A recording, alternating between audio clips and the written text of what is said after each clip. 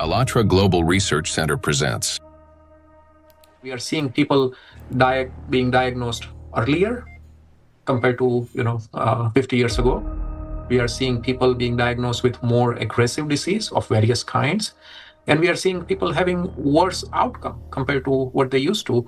And this is despite of all the advancement we have been able to make in the medical science in general. Do we expect the rise in neurodegenerative diseases, disabilities, and so forth? I think we are already seeing that rise. The rise in cancer rates worldwide is absolutely frightening. I think it's very legitimate to call it an epidemic. There's an increased rate of cancer worldwide in children and also in people much younger than I used to see. So what's going on now is that we're having a rise in people getting cancer, children, young adults, and it's probably not due to smoking or alcohol or anything. There seems to be something else, something in the environment that is causing this cancer at an alarming rate, and it's getting worse. So a very serious problem.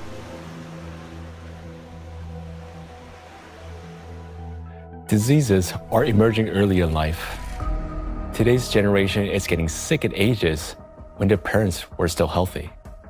And what's worse is that they're often battling not just one, but multiple chronic diseases simultaneously. How can this be happening despite all the advances in modern medicine? What if behind this rapid global decline in human health, there lies a hidden factor, one that we've overlooked all along? Nanoplastics, a threat to life. We're talking about microplastics, tiny particles that can't be seen with the naked eye. They're much thinner than a human hair, extremely fine. From the molecular level to the scale of entire ecosystems, understanding microplastics is crucial for protecting the biosphere and public health. I was also surprised that it took so long, to people to recognize that's a problem, because this plastic production increased super high in the 1950s, and we have now, I guess, something between 400 and 500 million tons of plastic production every year, and this keeps accumulating, and in all our ecosystems. So it's not only affecting the human life, but the whole ecosystem. So it's every individual, every plant, even bacteria. They take them up. So that's something which we have to take into account. The fact that it now pervades from our deepest ocean to our highest mountain, that it's present in more or less every living sample that scientists have looked at, and in some populations in considerable proportions, and that it's now pervading, our food, drink, and the air we breathe, to me, is quite concerning. The science has clearly, without a doubt, shown that these chemicals, these particles are very harmful for us in various ways, not just one organ system, but all organ systems are affected. Plastic symbolizes progress, a triumph of human ingenuity, a material that is light, strong, and built to last forever. Yet, as humanity, we miss something crucial. We fail to notice how the very material created to improve our lives began instead to endanger them. Unfortunately, people often underestimate the true threat posed by plastics. Many think of it merely as an environmental problem. Bottles scattered on beaches, debris floating across the sea. And yes, these do pollute our planet. But large plastic pieces alone cannot destroy the entire biosphere, including humanity, unlike the microscopic particles they eventually become. This plastic bottle, in this form, it poses no immediate danger. But everything changes once this solid object disintegrates into mass of microscopic fragments. If this half-liter bottle were broken down into plastic particles just 1 micrometer in size, it would create roughly 10 trillion of them. And if all those particles were to penetrate the cells of a human body at once, this single bottle, in the form of nanoparticles, would destroy a person within minutes. Micro and nanoplastics are a threat to life itself. And by life, we mean not only human existence, but the very survival of the entire biosphere. Scientists are sounding the alarm that even today, exposure to these particles is leading to deterioration of health, as well as physical and cognitive decline across humankind. A growing body of research links micro and nanoplastics to the development of diseases, genetic mutations, and the rise of antibiotic resistance. Some researchers even associate tiny plastics with climate anomalies, natural disasters, an increase in seismic activity, as trillions of microscopic particles interact with the environment. Over time, they could create uninhabitable zones across our planet. And all of this begins with a simple chain reaction. When plastic, like this very plastic bottle, breaks down into micro and nanoplastics. This documentary is a result of a large-scale investigation. We've examined hundreds of scientific studies and thousands of facts to answer key questions, like why are plastics so particularly dangerous? How can plastic particles threaten the very foundation of life? And what chances remain for humanity to change its course? Today, only a few hundred, perhaps a few thousand people truly understand the magnitude of this threat. A number far too small for a world of 8 billion. But by watching this documentary, you will become one of the few who understand what's really happening. This is a story of why researchers studying nanoplastics call them the #1 killer, and how they're already reshaping our future. Plastic interferes with the universal language of life.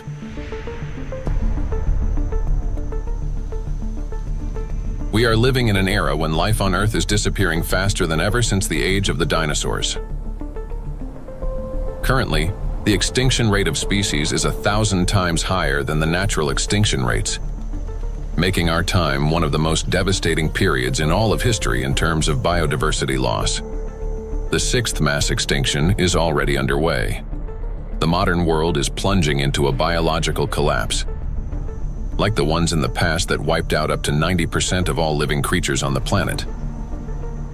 While past global catastrophes were driven by volcanic eruptions or meteor impacts, today a new factor has joined these forces of nature, an invisible enemy created by humans, capable of destroying all life.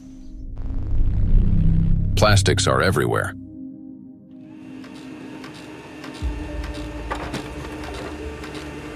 Since the mid-20th century, humanity has produced more than 9 billion tons of plastic, a material that was meant to make life easier, but has instead become a deadly trap for nature and for humanity.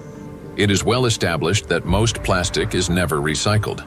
Professor Antonio Ragusa, an Italian obstetrician gynecologist and researcher who first identified microplastic in the human placenta, explains how it continues its journey through the biosphere. Of the millions and millions of tons of plastic we produce, less than 10% gets recycled. More than 90% is dumped into the environment. And when plastic gets dumped into the environment, it slowly breaks down into smaller and smaller particles, eventually becoming very small, microplastics, or even tiny nanoplastics. These particles travel down rivers, reach the seas, spread throughout the oceans, and enter the fish we later eat, so they end up back inside us. The problem of microplastics has long been observed in ecosystems across the globe. Professor Sedat Gündoğdu of Çukurova University in Turkey, founder of a research group on microplastics and expert in marine biology and Mediterranean microplastic contamination, speaks about this growing concern. I'm working on fish biology mostly. I was working on fish biology since 2016. During my PhD study, I recognized that all the sampling location that we work for biodiversity fully polluted with plastics, not only microplastics, because first we realized that the main problem is plastic itself. Today we are accustomed to hearing the word microplastic. But there was a time when this term simply didn't exist. Professor Richard Thompson is a marine biologist at the University of Plymouth, director of the Marine Institute, officer of the Order of the British Empire, and fellow of the Royal Society. In his work, he was the first to describe microscopic plastic particles in the marine environment, laying the foundation for an entirely new field of research. When I started to teach, I set the challenge to some of my students. They went out onto the shoreline, they collected samples of sand, and we started to look at them under the microscope. And from the very first samples, we could see pieces that did not look like sand grains, brightly colored pieces, red and blue. And it was then almost a kind of forensic journey to confirm their identity. And we confirmed that they were indeed plastics. We showed that they were present around the UK in a range of different habitats, in sediments and in the water column. And interestingly, in that first paper in 2004, my first paper on the topic, we used the term microplastics. And the term hadn't been used in this context for truly microscopic pieces before. There had been, and we referenced them in our paper, some studies of small pieces of plastic before, but we went smaller than anybody else. We showed this bioavailability. We showed the temporal trend of increasing over time. The ocean is the main reservoir of plastic accumulation. It already contains more than 200 million tons of plastic waste, and this amount continues to grow every day. It is important to understand that plastic does not disappear. Under the influence of sunlight, waves, salinity, and mechanical friction, it breaks down into microplastics and nanoplastics. Microplastics are plastic particles smaller than 5 millimeters in size, while nanoplastics are smaller than 1 micrometer, about 1,000 times thinner than a human hair. There are about 350 trillion microplastic particles in the surface layer of the ocean alone. Yet the real number is far greater. Scientists estimate that roughly 90% of nanoplastic particles are too small to be detected by current analytical instruments. As water evaporates from the surface of oceans and other bodies of water, microplastic particles rise into the atmosphere together with the water vapor. Dr. Dusan Materic, an environmental analyst at the Helmholtz Center for Environmental Research, Germany, leads a research group dedicated to the study of nanoplastics. Dr. Materic investigates atmospheric nanoplastics at the Sonnenblick Observatory in Austria, the oldest high-altitude research station in Europe. And for those nanoplastics that fragments from big fibers, because of UV weathering, because of just mechanical forces, those shredding nanoplastics are much more potent to stay in the air for a long, long period, and that means picked up and brought even here at 3,106 meters above sea level. So what we discovered is that we have nanoplastics across all the stations, and we have nanoplastics even in the deepest ocean environment, and our deepest point is below 5,000 meters. Micro and nanoparticles in the atmosphere can travel thousands of kilometers, crossing from one continent to another. This is noted by Dr. Elke Ludewig from Austria, who heads the Sonnenblick Observatory and the European Center for Cloud Ambient Intercomparison, where the transport of these particles and the effects of this process are recorded. We know from different cases that we have really long transports of particles from, for example, Japan up to here, or Canada, for example. There are two examples I can tell you. The one is the accident in Fukushima. It took about 11 days until particles, aerosol particles with a higher radiation, received the Sonnenblick Observatory.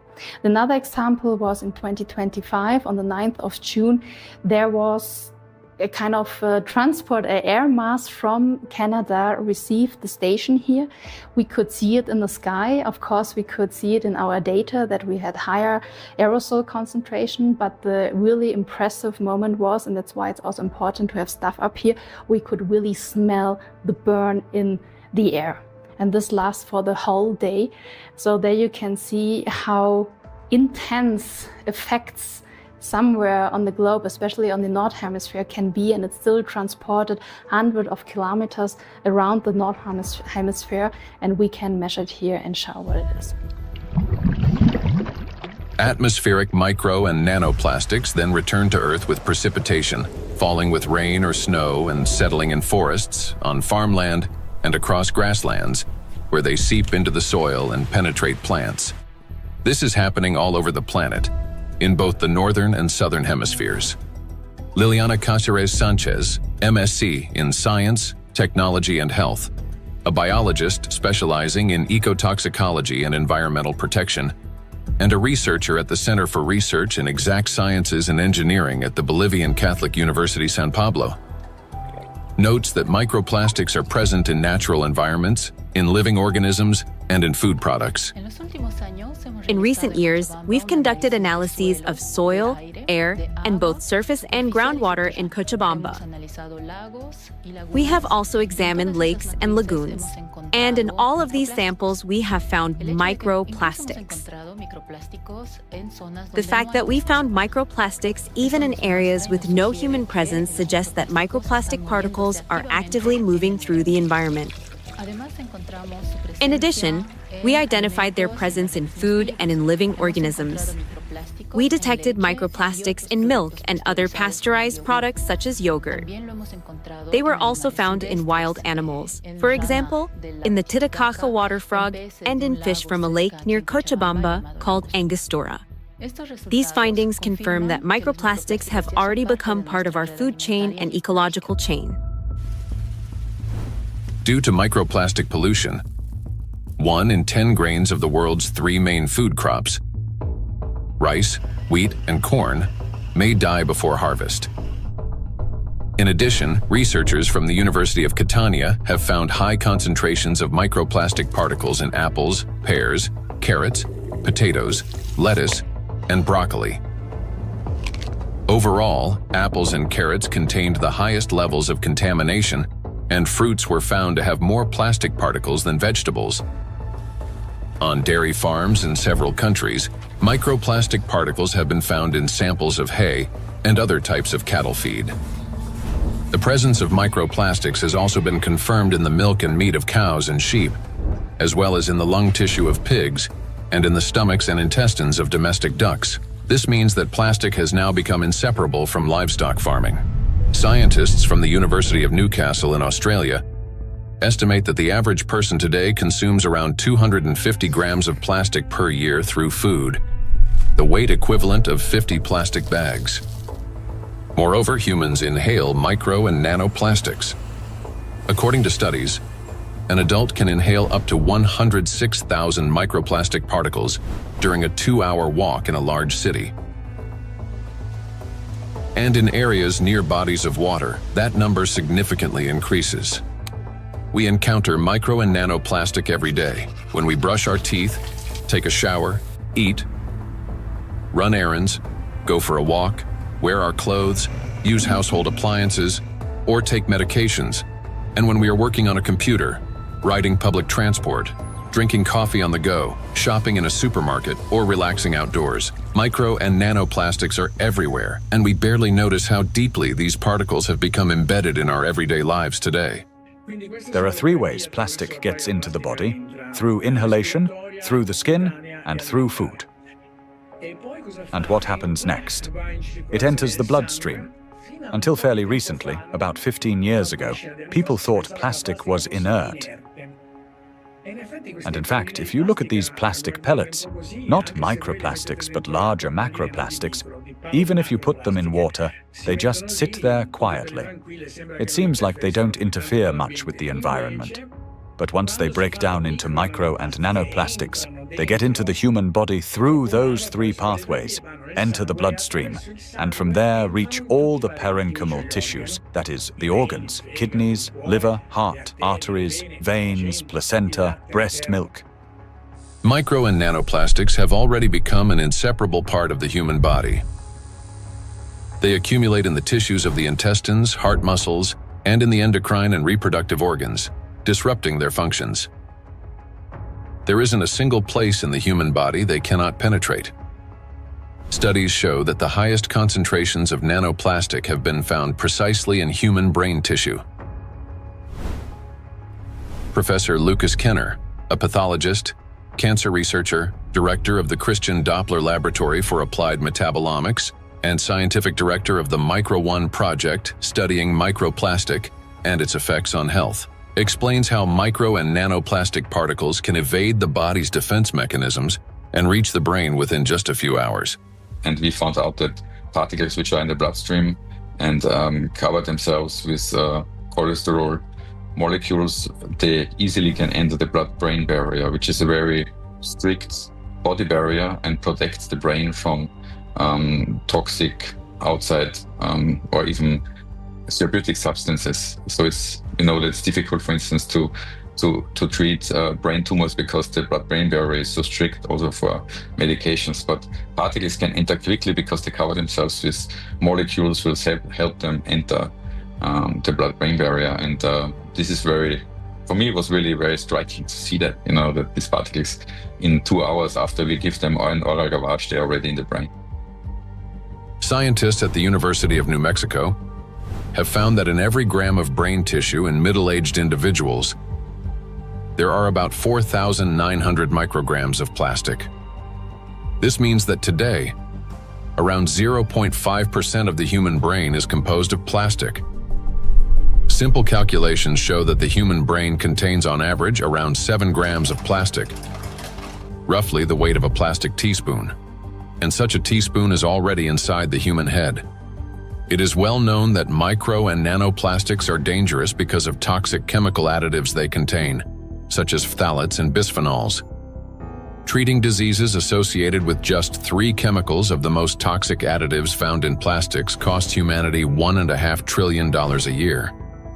But this is only the tip of the iceberg, as overall more than 16,000 chemical compounds are used in the production of various types of plastics, each carrying its own potential risks to human health. Yet there is another factor, one far more dangerous and still vastly underestimated, in how nanoplastics affect the human body. It is precisely this factor that allows nanoplastics to easily penetrate the body's protective barriers, and once inside, they are virtually impossible to remove. The destructive impact of plastics at the chemical level has already been examined in another documentary, A Trap for Humanity, part of which focused on the toxic additives in plastics and their devastating effects for human health. Now, the dangers from chemicals are, of course, the most visible and widely discussed part of the problem. But as our investigation continued, we realized that the true danger of plastics lie beyond the chemistry, extending much deeper into the realm of physics. To understand why plastic particles are so dangerous, we must first understand their unique physical properties. Unique properties of plastic. At the micro and nanoscale, plastic particles acquire new physicochemical properties. They can retain surface charge for longer periods and interact with electrostatic fields and other molecules. In this sense, micro and nanoplastics can be compared to an electret, a material that accumulates static electricity and holds it for an extended time. Moreover, plastic particles not only retain an electrostatic charge, but can also recharge it. This occurs through the triboelectric effect. That is, when plastic comes into contact with or rubs against other surfaces, including fabrics, cells, and liquids. In other words, plastic particles can recharge themselves, restoring their electrostatic charge again and again.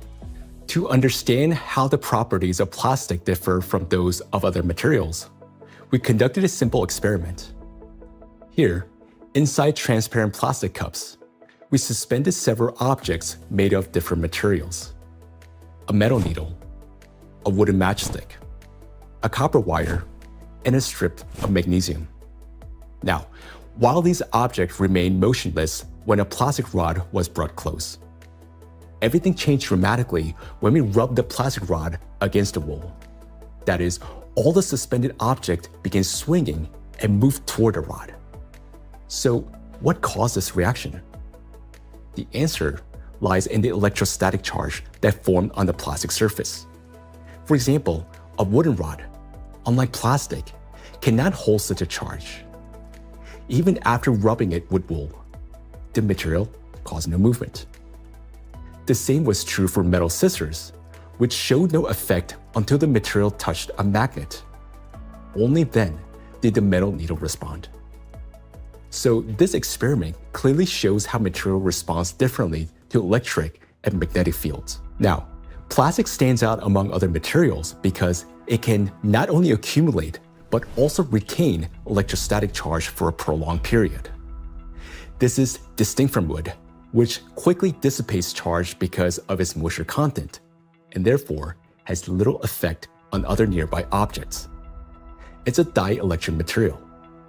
Metals, on the other hand, do not hold charge but quickly redistributes it across their surface. They're conductors. Magnets, meanwhile, create magnetic rather than electric fields and thus cannot attract electrically neutral objects in the way a charged plastic can. So this is what makes electrostatically charged plastic so dangerous. It is an invisible force capable of changing everything around it. Once charged, plastic can attract even neutral particles, disrupting many natural physical processes. And as plastics breaks down into smaller fragments, micro and nanoplastics, it doesn't lose its properties. In fact, the impact of plastic on the environment and living organisms only intensifies as the particles become smaller. It's the charge that makes plastic especially dangerous to all life on our planet. Therefore, plastic cannot be regarded as passive waste. It is an active, electrically charged material capable of interacting with nearly all substances on Earth, from atmospheric particles to living cells. The smaller the plastic particle, the more active it becomes, and the more dangerous its impact. If you view a microplastic particle and it's 5 millimeters in diameter, and you break it down to a nanoplastic particle, which is 1 micrometer in size, you generate from one particle 125 billion particles, which is the number of galaxies we have in the universe. And the surface of these particles is 5,000 times larger than the 5 millimeter particle. So this just exemplifies how big an issue the breakdown of those plastic particles in even and all the time smaller particles. And these particles have maybe total different properties than the large 5 millimeter particles. So you not only change the size, but also the surface and the properties of the particles. Nanoplastic has an enormous surface area compared to its mass. It's like a tiny grain with the surface area of a football field. This is called a high specific surface area. The larger the surface, the greater the particle's ability to accumulate and retain electrostatic charge, and the more active sites it contains that bind proteins, metal ions, lipids, and other molecules from the surrounding environment can attach. To understand how dangerous these tiny charged particles are, let's run a simple mental experiment. For example, we have an ordinary 1.5 volt battery. If we divide it into 125 billion tiny batteries, and suppose each of them still had the same power output of 1.5 volts, their aggregate power would equal 187.5 billion volts. Imagine how much greater the voltage will become. Similar things happen with plastic. When a single fragment of plastic is divided into 125 billion particles, each carrying a charge, the amount of charge increases. Today, millions of tons of plastic in our biosphere are constantly breaking down into smaller and smaller particles, each carrying an electrostatic charge that allows it to penetrate everywhere. Consequently, as the number of electrostatically charged plastic particles grows, and excess electrical potential builds up throughout our planet. This is a major factor disrupting the Earth's energy balance, contributing to warming of the oceans, increase in atmospheric anomalies, as well as the number and severity of natural disasters each year. Note that the warmer the ocean, the more acidic it gets, and the faster plastic breaks down into charged micro-nanoplastics. This in turn leads to greater buildup of energy on our planet, amplifying all these processes in a self-reinforcing chain reaction. In addition, the smaller the particle, the more easily it penetrates the protective barrier of living organisms, including humans, triggering various chronic diseases and killing millions of people. We'll explore all of this in detail. In other words, plastic fragmentation does not make it safer. On the contrary, it transforms it into nanoparticles that readily penetrate living organisms. We know so far that compared to microplastics, nanoplastics can pass through the cell membranes much easily. That means that they can go to our bloodstream, not just us animals as well, and they can be carried to certain organs deposited there, hard to be excreted back and things like that. This is why nanoplastic is far more dangerous than microplastic, as its capacity to accumulate electrostatic charge is significantly greater. Due to their electrolyte behavior and small size, plastics do not remain inert particles. They become charged and transform into trillions of micro and nano killers.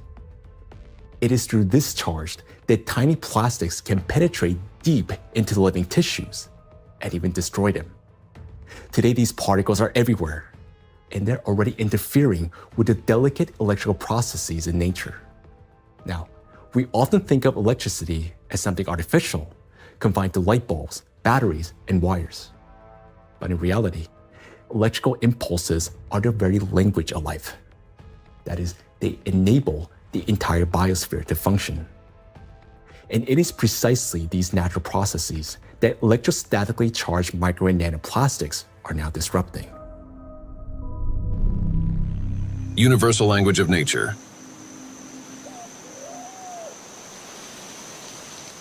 The universal language of nature is invisible, yet it is what connects all living beings into a single whole. Forests. In forests, tree roots are linked with fungal networks, forming a complex and interconnected system beneath the soil that scientists call the wood wide web. This network not only distributes water and nutrients, but also enables plants to exchange information. Plants communicate in two major ways: chemically, by releasing specific molecules, and electrically, by sending electrical signals similar to nerve impulses in animals and humans. For example, when insects attack, a tree generates an electrical signal that triggers defensive responses. This signal can travel through roots into the fungal network, reaching other trees. A similar effect was detected by scientists during a solar eclipse. The bioelectric signals of trees began to synchronize, forming a single impulse. The oldest trees responded first, as if they remembered such events, and were warning the younger ones. Through electrical signals, plants can coordinate their growth, warn each other of danger, adapt collectively to stress, and even store shared memory. It is precisely this finely tuned system that is now being disrupted by micro and nanoplastics. Today, forests have become vast reservoirs of microplastics. Research shows that forests capture microplastic from the atmosphere. As air currents pass through forests, they carry tons of microplastic particles. The forest functions as a massive filter. Tree canopies and leaves literally comb out particles from the air. In the past, this process helped purify the atmosphere from dust and dirt. Today, however, along with these natural particles, micro and nanoplastic are also being trapped. Unlike dust, which can become part of organic matter, plastic does not decompose. It remains in leaves, accumulates in soil, and persists in forest air. Every day, dozens of microplastic particles settle on each square meter of the forest canopy. Scientists estimated the annual deposition of microplastics in forest soils and showed that it correlates with the scale of plastic production in Europe. Assuming that atmospheric fallout is the primary source, they concluded that roughly 400,000 microplastic particles per square meter could accumulate in forest soil over a 70-year period. Charged particles distort bioelectrical signals and deprive forests of their ability to adapt and survive. Negatively charged nanoparticles penetrate plant roots more easily, disrupting nutrient absorption. As a result, growth slows down and root formation is impaired. In addition, electrostatically charged micro and nanoparticles of plastic adhere to leaves and penetrate plant cells, impairing photosynthesis. They damage chloroplasts, the energy centers of plant cells, the analog of mitochondria in animal and human cells. Prolonged exposure to micro and nanoplastics reduces the ability of plants to produce oxygen. Some of the world's forests, such as the eastern forests of the Amazon, are already emitting more carbon dioxide than they produce oxygen. Animals. Micro and nanoplastics can penetrate the brains of animals. Electrostatically charged plastic particles damage brain cells and disrupt the transmission of nerve impulses. This causes malfunctions in the nervous system, from reduced vision, hearing, and smell to impaired motor coordination. As a result, animals struggle to navigate, find food, avoid danger, and to communicate with one another. And all of this greatly reduces their chances of survival. These effects mirror the early signs of neurodegenerative diseases in humans. According to the Worldwide Fund for Nature, over the past 50 years, the global population of wild animals has declined by nearly 70%. People can't even protect those they've taken responsibility for. Household pets are also poisoned by micro and nanoplastics. Pet food contains PET, the same plastic used to make bottles. Moreover, microplastic particles have been found in the tissues of cats and dogs. Scientists analyzed tissue samples from 49 animals, 24 cats and 25 dogs, that had died of natural causes and found that more than 70% of them had microplastics present in multiple organs.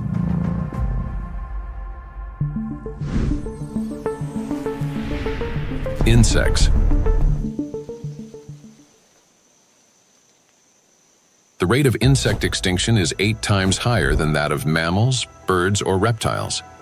The crisis is especially severe for pollinators, bees, whose role in ecosystems and agriculture is critical. Wild and domesticated bees pollinate 75% of agricultural crops and 90% of wild flowering plants. More than 30% of the world's food production depends on bees. Today, populations of honeybees and wild bees are declining rapidly. If this trend continues, half of all bee populations may disappear within the next decade. The disappearance of bees means the loss of the link that connects plants and food, nature, and humanity. Studies by Indian researchers have identified a correlation between microplastic pollution and declining populations of insects. Bees interact with their environment through electrical impulses. They navigate not only by scent, color, and flower shape, but also, remarkably, by sensing a flower's electric field. When a bee approaches a flower, they communicate through the electrical field. As bees fly, friction with the air gives their bodies a positive charge, while flowers, being grounded, carry a negative charge. This difference creates an electric field that allows pollen to transfer to the bee even before it lands. Experiments have shown that bees can distinguish flowers by their electric fields, associate specific electrical signals with the presence of nectar, and even determine a flower's freshness by the strength of its residual charge. After a flower has been visited, its electric field weakens, and other bees can read the signal that the flower contains less nectar. Moreover, the bee's own electric charge can stimulate a plant to release fragrance, attracting even more pollinators. Thus, an entire electrical communication system operates between bees and flowers. The electrostatic charge carried by micro and nanoplastics distorts these electrical impulses, affecting the bee's brain and nervous system. As a result, bees can no longer recognize flowers, locate nectar, find its way home, or identify members of their colony. Even the smallest doses of microplastics can be lethal to bees. Bees are covered in sensitive hairs and constantly interact with their environment, allowing plastic particles to settle on their bodies and easily penetrate them. One of the leading experts studying the impact of microplastics on insects is Professor David Baraki, PhD in ecology and animal ethology, biologist, and head of the Cognitive and Behavioral Ecology Lab, B-Lab, at the University of Florence. We already know from our studies and studies from other colleagues that, for instance, the microplastic can affect the gut microbiome. So if they feed with microplastics, this can generate dysbiosis, or the microbiota can be affected. In the same way, we found that it can affect the immune response. So both honeybees and bumblebees have kind of immune depression, so they are not any longer able to fight infections. And they can also show altered behavior. So, for instance, again, learning and memory is affected. Polyethylene doesn't seem to harm too much honeybees, and polyestyrene had a strong impact not only on survival but also on learning and memory. So in our experiment, we really found that this polymer, concentration that we probably can find in environment can actually impair memory formation and memory retrieval. And this is, of course, alarming because for honeybees, it's, as I said, it's very, very important to have a good learning and memory capabilities. When microplastics enter a bee's body through food or air, they damage the intestine, disrupt metabolism and reproductive function, weaken the immune system, and alter their behavior, even to the point of losing the ability to navigate.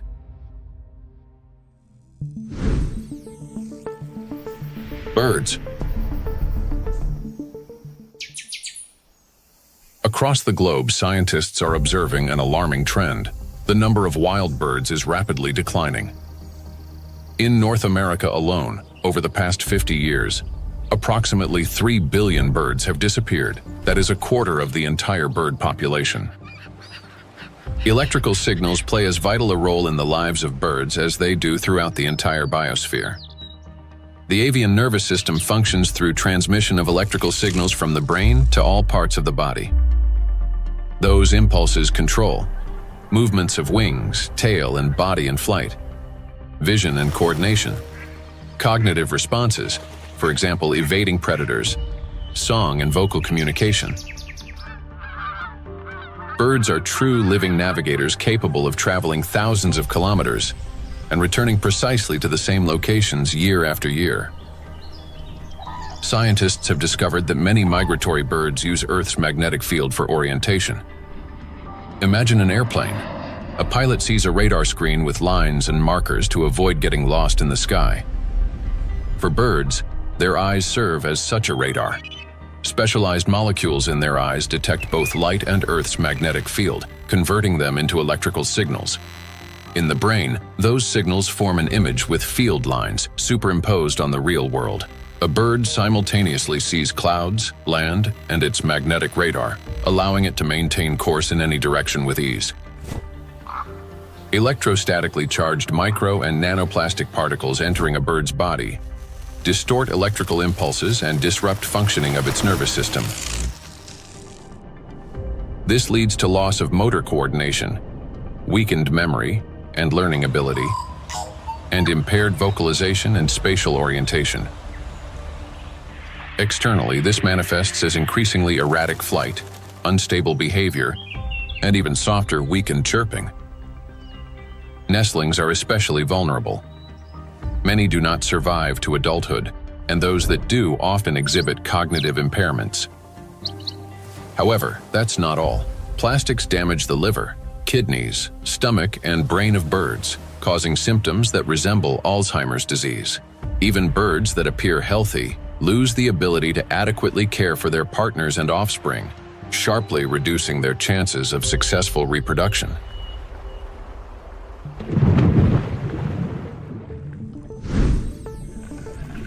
Marine life.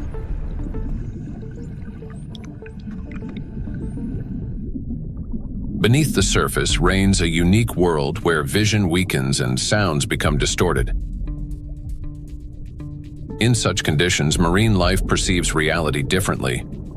Through electroreception, the ability to sense faint electric fields and navigate by them. Predators such as sharks can detect tiny electrical impulses produced by muscle contractions and the heartbeat of their prey. Even if a fish remains motionless and hidden in sand, its bioelectric signals reveal its location. All living organisms in water generate continuous bioelectric fields due to ion flow across their skin. Those fields are subtly altered when the animal moves or when another living being appears nearby. Electrical impulses are an inseparable part of life itself, even underwater. Electrostatically charged micro and nanoplastics can distort or block those signals, which makes marine creatures especially vulnerable. As a result, marine animals and fish lose their ability to accurately locate prey, avoid predators, and follow migration routes. This threatens their survival and leads to population declines. Furthermore, fish exposed to microplastics exhibit a wide range of toxic effects, from immune system dysfunction to altered blood composition. Signs of neurotoxicity, growth retardation, and reduced reproductive capacity have also been documented in fish.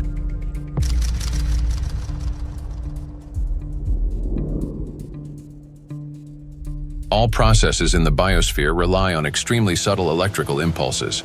It is these impulses that become distorted by electrostatically charged micro and nanoplastic.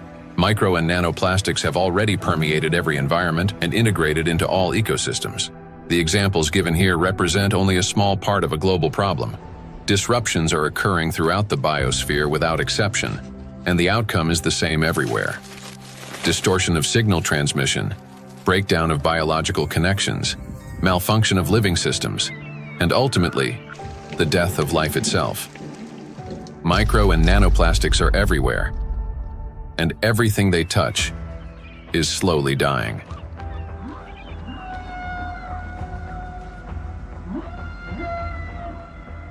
Charged micro and nanoplastics disturb the natural biological impulses that form the very foundation of life. Gradually, they erode the mechanisms that allow the biospheres to exist and interact. This decay begins from within, slowly, almost imperceptibly, yet inevitably. Even what appears healthy and alive today is already contaminated by micro nanoplastics. Today, so many of these particles have already accumulated on our planet that they will be enough to destroy the entire biosphere several times over. And their numbers continue to grow each day. Nature is not merely a habitat. It's our breath, our nourishment, and our protection. Humanity can survive without technology, but not without air, water, and living organisms. When life on Earth dies, humanity dies with it. The truth is that we do not exist separately from nature, no matter how much we try to convince ourselves otherwise. We're part of it. So you have probably guessed who we're going to talk about next. Yes, about us. Impulse of life. For humans, just like for all living beings in the biosphere, electrical signals are the pulse of life. The human body is, quite literally, an electrical system.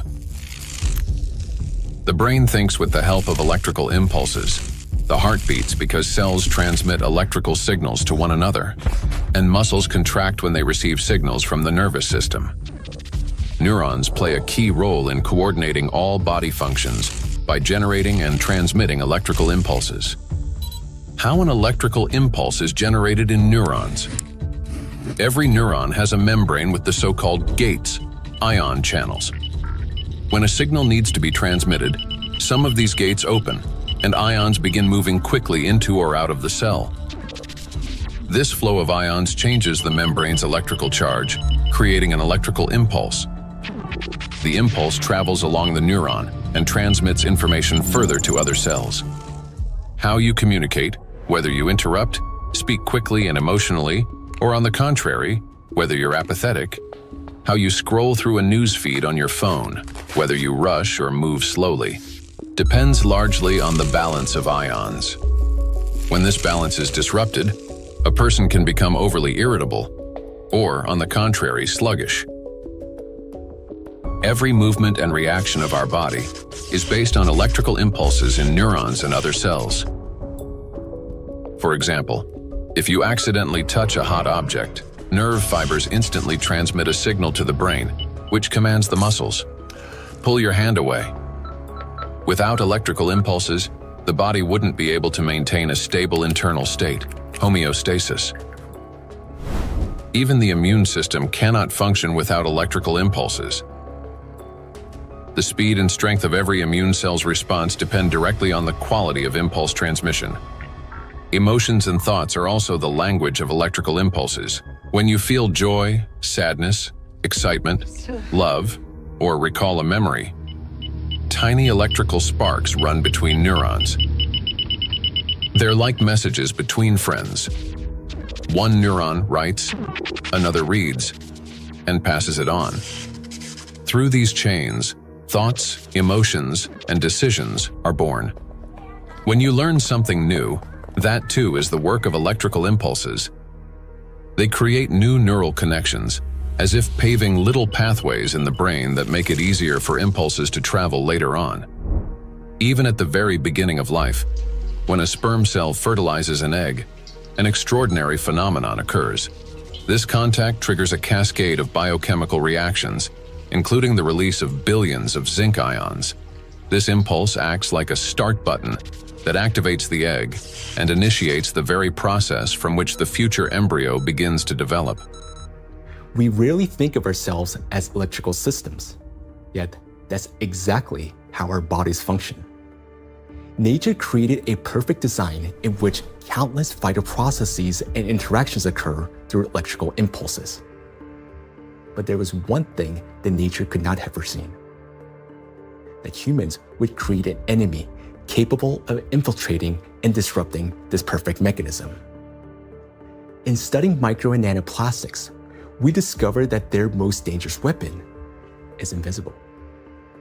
It is the electrostatic charge that these particles accumulate and retain.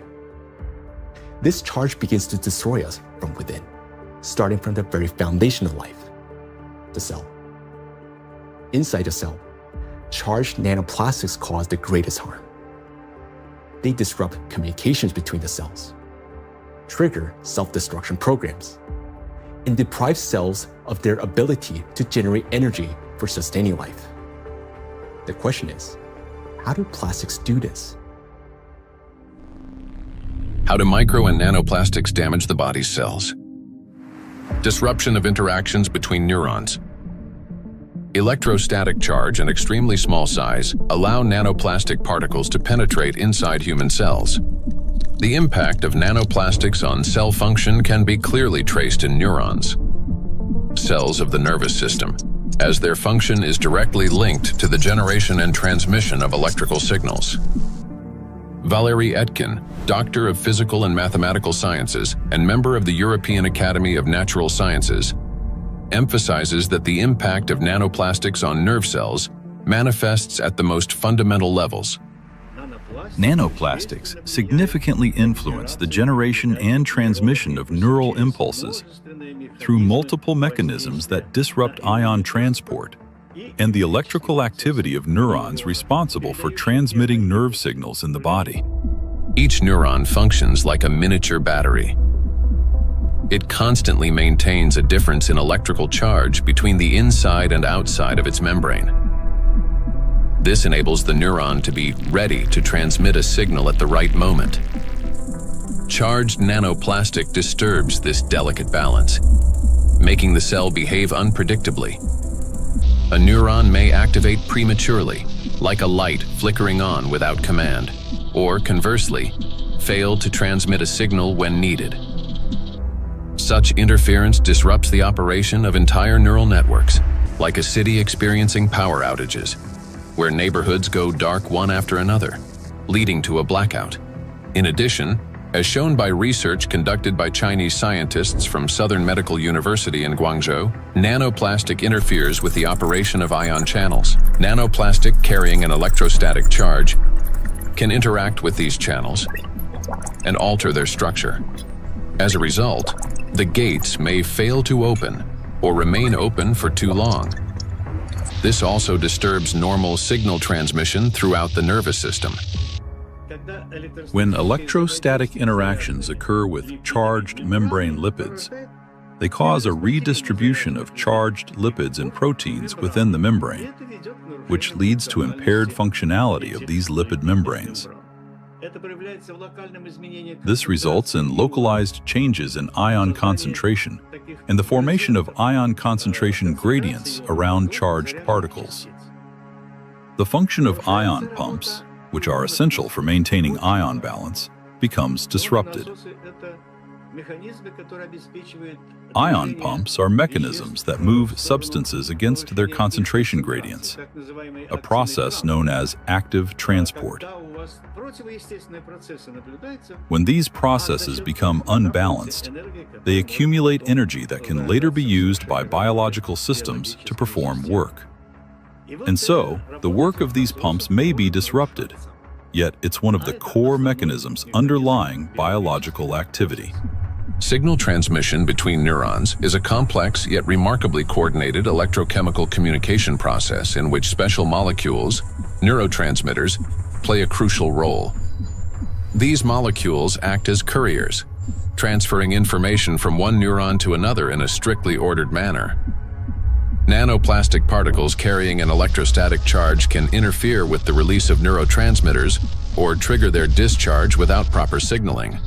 As a result, chaotic and false signals emerge in the brain, as if the nervous system can no longer distinguish what messages to send, when to send them, or where they should go. Any disruption in communication between neurons inevitably affects our mental state. If you find yourself becoming forgetful or absent-minded, if you have difficulty concentrating or remembering even simple things, it may be a sign that the degradation of neural connections has already begun. Nanoplastics not only interfere with communications between neurons, but they also penetrate directly into cells and even trigger their self-destruction. Cells start the process of self-destruction. Each cell continuously produces specific molecules known as reactive oxygen species. These molecules participate in processes of growth, division, and programmed cell death. Under normal conditions, their levels are regulated by the cell's defense system, antioxidants, acting as cleaners. Antioxidants rapidly neutralize excess reactive oxygen species, preventing them from damaging the organism. When a cell is exposed to irritants, such as infection, injury, or toxins, it produces elevated levels of reactive oxygen species, which in excess can damage vital cellular structures. This leads to oxidative stress, a kind of chemical assault within the cell. In response to damage and oxidative stress, a natural defense mechanism is activated: inflammation. Its purpose is to eliminate the source of injury and restore balance. However, in the case of electrostatically charged nanoplastic, this mechanism ceases to function properly. Plastic particles remain inside the cell and act as a continuous irritant. The inflammation does not subside and becomes chronic. As a result, DNA, proteins, membranes, and other key cellular structures are damaged. Ultimately, the cell either can no longer function properly or initiates its own self-destruction. We've done remarkable studies and discovered that plastic embeds itself inside the cytoplasm. The cytoplasm contains organelles, small structures that keep the cell alive and functioning. Plastic gets into the cytoplasm and stays there. It becomes surrounded by a membrane. Similar to the cell membrane, the cell isolates it because it wants to destroy it. And it starts producing enzymes and other substances the cell normally uses when it's invaded by microbes, viruses, bacteria, or antigens. But unlike those natural invaders, plastic is indestructible, as we said. So the cell is essentially subjected to chronic stress, and eventually it becomes diseased. The Microplastics Research Group at the Bolivian Catholic University in Cochabamba uses aquatic planarians, small organisms that serve as highly useful biological models. Their strong regenerative capacity makes it possible to detect early changes in cellular processes similar to those that occur in other animals. Microplastics, especially when combined with other pollutants such as metals, are already affecting living organisms. Microplastics can trigger oxidative stress, an imbalance between the production of reactive oxygen species and the body's antioxidant capacity. This oxidative stress directly affects cellular metabolism, disrupting the functions of proteins, lipids, and nucleic acids, which can lead to changes in growth, regeneration, and the overall physiology of organisms. Thus, exposure to electrostatically charged nanoplastic leads to oxidative stress, inflammation, and consequently, the death of not only neurons, but also other types of cells. Oxidative stress is like a fire burning inside a cell, while antioxidants are like firefighters that work to extinguish it. Note that nanoplastics act as a fuel for the fire, feeding it endlessly until the cell is consumed from within. Yet, that's not all nanoplastics do inside our cells. They also destroy the cell's power plants, the mitochondria. Every cell lives and functions thanks to the energy produced by mitochondria. That very energy powers all processes in the body, from cell division to hormone synthesis. Even the electrical impulses that we've been talking about depend on the energy from mitochondria. And it is precisely this vital source of life that charged nanoplastics attack. Cells stop producing energy for life. Recent studies have shown that mitochondria are particularly vulnerable to the effects of nanoplastic. And that's where a cascade of processes leading to aging and disease begins. Scientists from China have discovered that the electrostatic charge and tiny size of nanoplastic particles allow them to penetrate deep into the cell and accumulate even within mitochondria, disrupting their function. Such a condition is known as mitochondrial dysfunction, a state in which mitochondria can no longer perform their essential roles. For comparison, a mitochondrion is approximately the size of a bacterium, while a nanoplastic particle is dozens of times smaller. Dr. Jeffrey Long, a radiation oncologist with many years of clinical experience and an expert on environmental exposures and their impact on human health, explains the destructive intracellular processes triggered by nanoplastic. They can get into the cell and they can damage the critical parts of the cell, particularly mitochondria. Mitochondria in each cell in the human body is sort of the energy machine. It produces the stuff, raw stuff that provides energy to the entire rest of the cell. And it is frightening to understand, and increasingly so with increasing scientific studies, that nanoparticles nanoplastics, as they get in, are actually damaging the mitochondria, that energy-producing part of the cell. They're also damaging the part of the cell involved in division and reproduction called DNA. And certainly they can affect other molecules and proteins within the cell. Mitochondria are the cell's energy and signaling center. They regulate metabolism, control cell growth and division, protect against oxidative stress, modulate inflammation and immune responses, and trigger programmed cell death. One of their key functions is cellular respiration, the process by which energy is produced. Energy in the human body is generated as follows. First, proteins, fats, and carbohydrates from food are broken down into simple molecules. These molecules then enter the mitochondria, where electrons are extracted from them. The electrons move along a specialized chain of proteins, much like an electric current passing through wires. This electron flow drives the mitochondrial energy machinery, resulting in the production of ATP, the universal fuel that powers all organs and tissues. A single mitochondrion can produce up to 10 million molecules of ATP per day. However, electrostatically charged nanoplastic interferes with this delicate process. Its particles disrupt movement of electrons and reduce the efficiency of ATP synthesis. It is similar to a power plant where the wiring begins to short circuit. The generator falters, energy output drops, and the entire system starts to fail more quickly. Mitochondria have their own DNA, a set of instructions for energy production.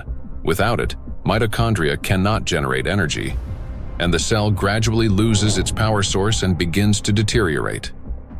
Exposure to nanoplastic causes mutations to accumulate rapidly in mitochondrial DNA, further impairing mitochondrial function. Studies published in 2023 demonstrated that 50 nanometer polystyrene nanoparticles sharply reduce ATP production and increase the number of mutations in mitochondrial DNA. We have studies on this, with dramatic images taken using a scanning electron microscope, as well as a transmission one, where you can actually see plastic destroying the mitochondria, the structures that produce a cell's energy. Chronic exposure to nanoplastic turns cells into a battlefield. Their electrostatic charge prevents mitochondria from carrying out their essential functions, and this disruption marks the beginning of the slow decline of cells, tissues, and organs. We have now seen the key mechanisms by which charged nanoplastic particles damage cells. Each of these processes is destructive on their own, but they also occur simultaneously and amplify one another's effects. This chain reaction unleashes avalanche of damages leading to cell death, and ultimately causing systemic breakdowns and accelerating biological aging. Micro and nanoplastics accelerate aging. We tend to think that aging begins with wrinkles, gray hair, or fatigue. But in reality, it starts deep within the cells, with mitochondrial dysfunction and failures in key biological processes. Over time, damaged and dying cells accumulate, and the body loses its ability to renew itself. Aging is the gradual wear and tear of life's internal mechanisms. Scientists identify several main mechanisms of aging, such as oxidative stress, mitochondrial dysfunction, chronic inflammation, telomere shortening, DNA damage accumulation, epigenetic alterations. These same mechanisms underlie various diseases. When mitochondria can no longer produce sufficient energy, when DNA damage accumulates, and when inflammation becomes chronic, the organism grows increasingly vulnerable. This is when conditions such as diabetes, cancer, heart attack, dementia, and Alzheimer's disease begin to develop, and they all share one root cause: the aging of cells and tissues. Here's the crucial point. Electrostatically charged nanoplastic induces the same processes: oxidative stress, DNA damage, mitochondrial dysfunction, telomere shortening, chronic inflammation, and epigenetic alterations. Thus, electrostatically charged nanoplastic artificially accelerates cellular aging. What once unfolded over decades can now progress many times faster under its influence. And we are already witnessing the consequences. Diseases are becoming younger. Scientists have found that modern generations develop illnesses earlier and accumulate more chronic conditions than their parents did at the same age. Even a difference of just a few years now translates into noticeably higher rates of disease. Cancer and hypertension remain the most common conditions. Moreover, each subsequent generation shows an increase in the number of chronic conditions in a single individual. Diseases once considered age-related are increasingly found in young people. Notably, this trend coincides with the growing plastic pollution of the environment. As a result of exposure to electrostatically charged nanoplastic, the biological cell age of people in their 20s or 30s may already correspond to that of a 50 to 60-year-old person. So very frightening how widespread nanoplastics are everywhere, probably each and every one of our cells. Even to you talking and among the audience listening, probably all of our cells have at least some nanoplastics. So let's summarize. Aging is a gradual breakdown of the cells in our bodies. Nanoplastics accelerate this deterioration, and thus the aging itself through all those destructive processes within the cells that we have just talked about. And here lies the crucial point. The same mechanisms that drive aging also underlie many chronic diseases. In other words, micro and nanoplastics not only speed up aging, but also contribute to the development of diseases. Today, micro and nanoplastics are detected in every organ of the human body, and everywhere, in each organ, in each cell. The tiny plastic particles trigger a cascade of internal destruction. Nanoplastics damage cell membranes, disrupt ion channels, induce oxidative stress, disable mitochondria, and provoke genetic mutations. These damages affect all cell types in the same way, whether in the heart, bones, lungs, or elsewhere. Now, we know the answer to the main question that began our investigation. Why, and by what mechanism, are nanoplastics capable of destroying living systems at the microscopic level? But what does that mean to us, for each of us? What specific diseases arise from such cellular destruction within the human body? The answers lie ahead in the next part of our investigation. Micro and nanoplastics are damaging health. Micro and nanoplastics impact the nervous system. Neurological disorders are the leading cause of physical and cognitive disability worldwide, affecting almost 3.5 billion people. Over the past 30 years, the number of such cases has risen drastically, and scientists project that within the next 2 decades, this figure could double. Since this trend mirrors a surge of plastic pollutions in our environment, it becomes clear why these diseases are becoming more prevalent and why they're increasingly affecting younger population. Now, recall the image of a plastic spoon in the brain. Unfortunately, it doesn't sit there inert or harmless. Electrostatically charged plastic particles attack neurons, the brain cells that are responsible for most of our thoughts and movements. Every day and every minute, nanoplastics are silently destroying cells in our brains, and the exposure to these tiny plastics, they never stop. In fact, it continues to accelerate. Consequently, the damage of our neurons lead to severe and often irreversible diseases like Alzheimer's and Parkinson's, multiple sclerosis, epilepsy, stroke, and many others. But neurons are not limited to the brain. They form an extensive network that coordinates and synchronizes the activity of the entire body. And when they're damaged, the autonomic nervous system begins to malfunction, disrupting the function of internal organs.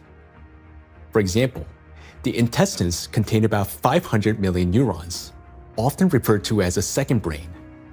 This vast network plays a vital role in digestion, immunity, and even emotional regulation. But with every sip of water and every meal, an invisible stream of micro nanoplastics enters our bodies. And unfortunately, most of these particles settle and accumulate in the intestines. Micro and nanoplastics destroy intestinal barriers. The intestine is not just a digestive organ.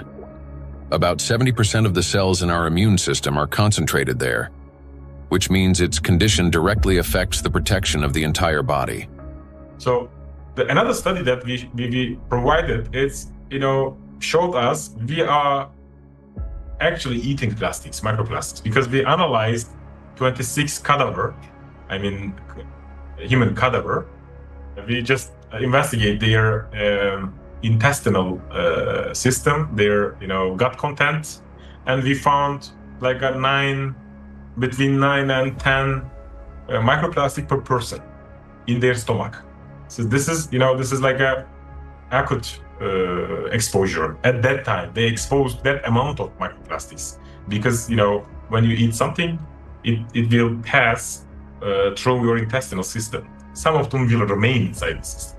this is what we found. There remain microplastic particles inside the human stomach, because grams doesn't give enough information about exposure, because the particles behave according to their shape rather than their mass, because the definitive transportation feature of plastics or particles is size, because all the human barriers, I mean the gut barrier, intestinal blood barrier, they are selective for size and the type. If they smaller than certain size, like 100 micron, they can pass through through intestinal system to the blood system. The intestinal barrier works like a filter. It allows useful substances, vitamins, nutrients, to pass through and blocks harmful ones, toxins, microbes, and foreign particles. But this entire well-coordinated system is destroyed by electrostatically charged micro and nanoplastics. It damages the cells lining the intestinal walls and weakens the tight junctions between them, making the intestinal barrier more permeable. Microbes, toxins, and plastic particles begin to penetrate the bloodstream from the intestine. In response, the immune system triggers inflammation. The intestine is also the body's second brain. Its walls contain about 500 million neurons that are directly connected to the central nervous system. This connection is called the gut-brain axis. The gut and the brain are connected through the vagus nerve. It is like a direct phone line through which they constantly exchange messages. The brain gives commands to the intestines on what to do, and the intestine informs the brain about their condition. A key role in this communication is played by the microbiota, 100 trillion beneficial bacteria. They produce substances capable of both calming and irritating the nerve endings in the intestinal wall, including those of the vagus nerve. Charged micro and nanoplastics disrupt the balance of gut microbiota. Beneficial microorganisms die, while pathogenic ones begin to multiply actively. When this happens, the communication between the gut and the brain becomes distorted. When nanoplastics enter the intestine, it triggers a vicious cycle of destruction. The damage that begins in the intestine leads to systemic malfunctions throughout the body. The digestive, immune, nervous, and endocrine systems all suffer. This accelerates the body's aging process and increases the risk of serious diseases such as irritable bowel syndrome and inflammatory bowel diseases, allergies and autoimmune diseases, depression, anxiety and cognitive disorders, obesity and diabetes, cardiovascular diseases, neurodegenerative diseases, such as Alzheimer's and Parkinson's. Micro and nanoplastics destroy immunity. Researchers from the University Medical Center Utrecht discovered that immune cells exposed to nanoplastic die 3 times faster than those that are not. Such accelerated death of immune cells severely weakens immunity and reduces the body's ability to fight infections. This contributes to the spread of inflammatory reactions throughout the body. Scientists from Zhengzhou University and Henan Cancer Hospital in China have found that nanoplastics penetrate even into the bone marrow and the thymus, the organs where blood and immune cells originate and mature. The bone marrow performs 2 key functions. On the one hand, it is a blood cell factory, where red blood cells, white blood cells, and platelets are formed. On the other, stem cells of the bone marrow play a role in regenerating bones, cartilage, muscles, and fat tissue. The impact of nanoplastics on stem cells means damage to the very foundation of regeneration. First, blood formation worsens. Anemia can develop due to a lack of red blood cells. Immunity decreases due to fewer white blood cells. And the risk of bleeding rises because of platelet deficiency. Second, damage to bone cells makes bones more fragile, increasing the risk of fractures and slowing their recovery. Nanoplastics not only destroy the immune system, but through its electrostatic charge, they also create conditions for the reproduction and resilience of pathogens. A study from the University of Illinois showed that positively charged nanoplastic particles increase physiological stress in gut bacteria such as E. coli, making them more pathogenic. The electrostatic charge plays the decisive role here. It is what increases the pathogenicity of microorganisms. At the same time, nanoplastic particles without electrostatic charge did not cause physiological stress in bacteria, and their danger to humans did not increase.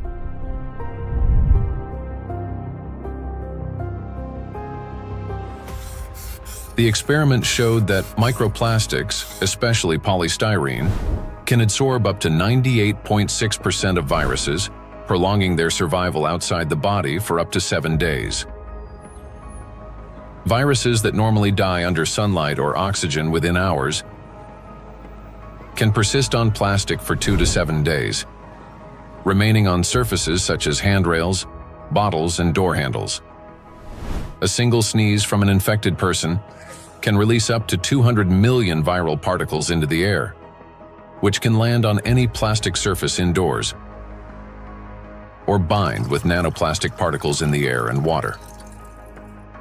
Microplastics become an air and water taxi, spreading infection. Once in the bloodstream, charged micro and nanoplastic particles quickly become coated with plasma proteins, forming a biocorona, which masks them as the body's own cells and makes them invisible to the immune system. Antibiotic resistance.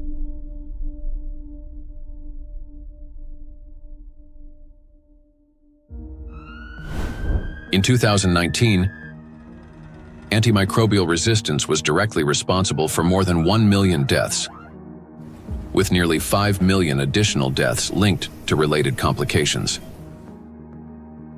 Studies in 2025 show that plastic helps bacteria develop resistance to antibiotics, driving a crisis that medicine is increasingly unable to control. Why? Because plastic is the perfect platform for bacterial growth. On its surface, they easily form biofilms, a dense protective layer shielding bacteria from sunlight, drying out, immune system attacks, and, most importantly, from antibiotics. Just like viruses, bacteria can survive on plastic longer than on other materials, sometimes for 3 days or more. This makes microplastic an efficient carrier of dangerous microbes through water, soil, and food. Paul Dabzak, PhD in water chemistry and microbiology, researcher at Center for Research in Exact Sciences and Engineering at the Bolivian Catholic University San Pablo, notes that the presence of biofilms on microplastics makes them even more dangerous. In the laboratory, we study how microplastics interact with metals and microorganisms. We observe that microplastics can absorb metals through both physical and chemical sorption processes, and that this ability increases in the presence of bacterial biofilms that develop on the surface of the particles. These interactions depend on the type of plastic and the size of the particles, which alters their electrostatic charges. This causes microplastics to act like a magnet, attracting even more contaminants to their surfaces. In laboratory conditions, researchers from Boston University found that when bacteria come into contact with microplastic, they activate a special metabolic process linked to electron transfer. Simply put, plastic particles can share electrons with bacteria, acting as a kind of power bank for them. This process is called extracellular electron transfer. It gives bacteria extra energy, which first of all, makes them stronger, helps them divide faster, mutate, and build resilient multi-layered biofilms that block antibiotics from penetrating. Secondly, this extra energy directly accelerates antibiotic resistance. What's worse, even after plastic was removed from the experiment, bacteria retained their new properties. They mutated, became more resistant, and continued forming strong biofilms on other surfaces, even without plastic support. This means plastics may accelerate the rise and spread of the so-called superbacteria that are resistant to drug treatment. According to WHO estimates, by 2050, Antimicrobial resistance will claim 10 million lives every year. Meanwhile, new antibiotics are being developed far more slowly than bacteria evolve. So think about this. Charged microplastics not only help bacteria to survive, but they also enable them to mutate into superbacteria that are resistant to antibiotics. This discovery reshapes our perspective on plastic pollution because we now understand that the problem is far more alarming than we have previously believed. And each year, the threat of antibiotic resistance is growing. In many countries, standard drugs are already losing their effectiveness, and even common infections are becoming increasingly difficult to treat. If this trend continues, antibiotics could soon become entirely useless. Micro and nanoplastics affect the respiratory system. The inhalation pathway of micro and nanoplastics is especially dangerous because plastic particles carrying an electrostatic charge can reach not only the lungs, but also travel directly into the brain through the olfactory pathway. Chinese researchers have estimated that in just 2 hours outdoors, an adult can inhale up to 106,000 microplastic particles, and a child about 73,000. Given the lower body mass of children, the concentration of inhaled microplastics per kilogram is on average 4 times higher in children than in adults. Once inside the respiratory tract, micro and nanoplastic particles carrying an electrostatic charge trigger a chain of destructive reactions in every cell of the bronchi and lungs.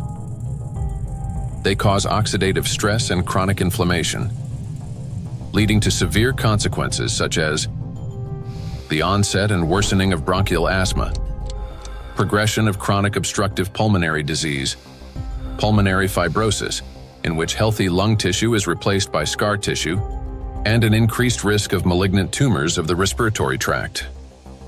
In a study conducted in 2021, microplastics were found in 13 out of 20 lung tissue samples. In patients with respiratory diseases, particles were found in every sample of throat phlegm. What's more, plastic fibers have been discovered in malignant lung tumors. According to the World Health Organization, lower respiratory tract infections remain the world's deadliest infectious disease and rank among the top 5 leading causes of death. Cancer of the trachea, bronchi, and lungs ranks 6th among the leading causes of death. Micro and nanoplastics disrupt the functioning of the heart and blood vessels. Cardiovascular diseases are the leading cause of death worldwide. Despite tremendous efforts by the scientific community to develop and introduce innovative treatments, both the incidence and mortality from these diseases continue to rise. How do micro and nanoplastics damage the heart and blood vessels? The main thing electrostatically charged nanoplastics do is they destroy the mitochondria inside our cells. The heart is one of the body's most energy-demanding organs, and it's the mitochondria, the energy producers, that give it the power for every single beat. And when mitochondria start to malfunction, the heart literally stalls. It no longer has enough energy to maintain a normal rhythm or strong contractions. Heart attacks and strokes remain the world's leading causes of death among all diseases.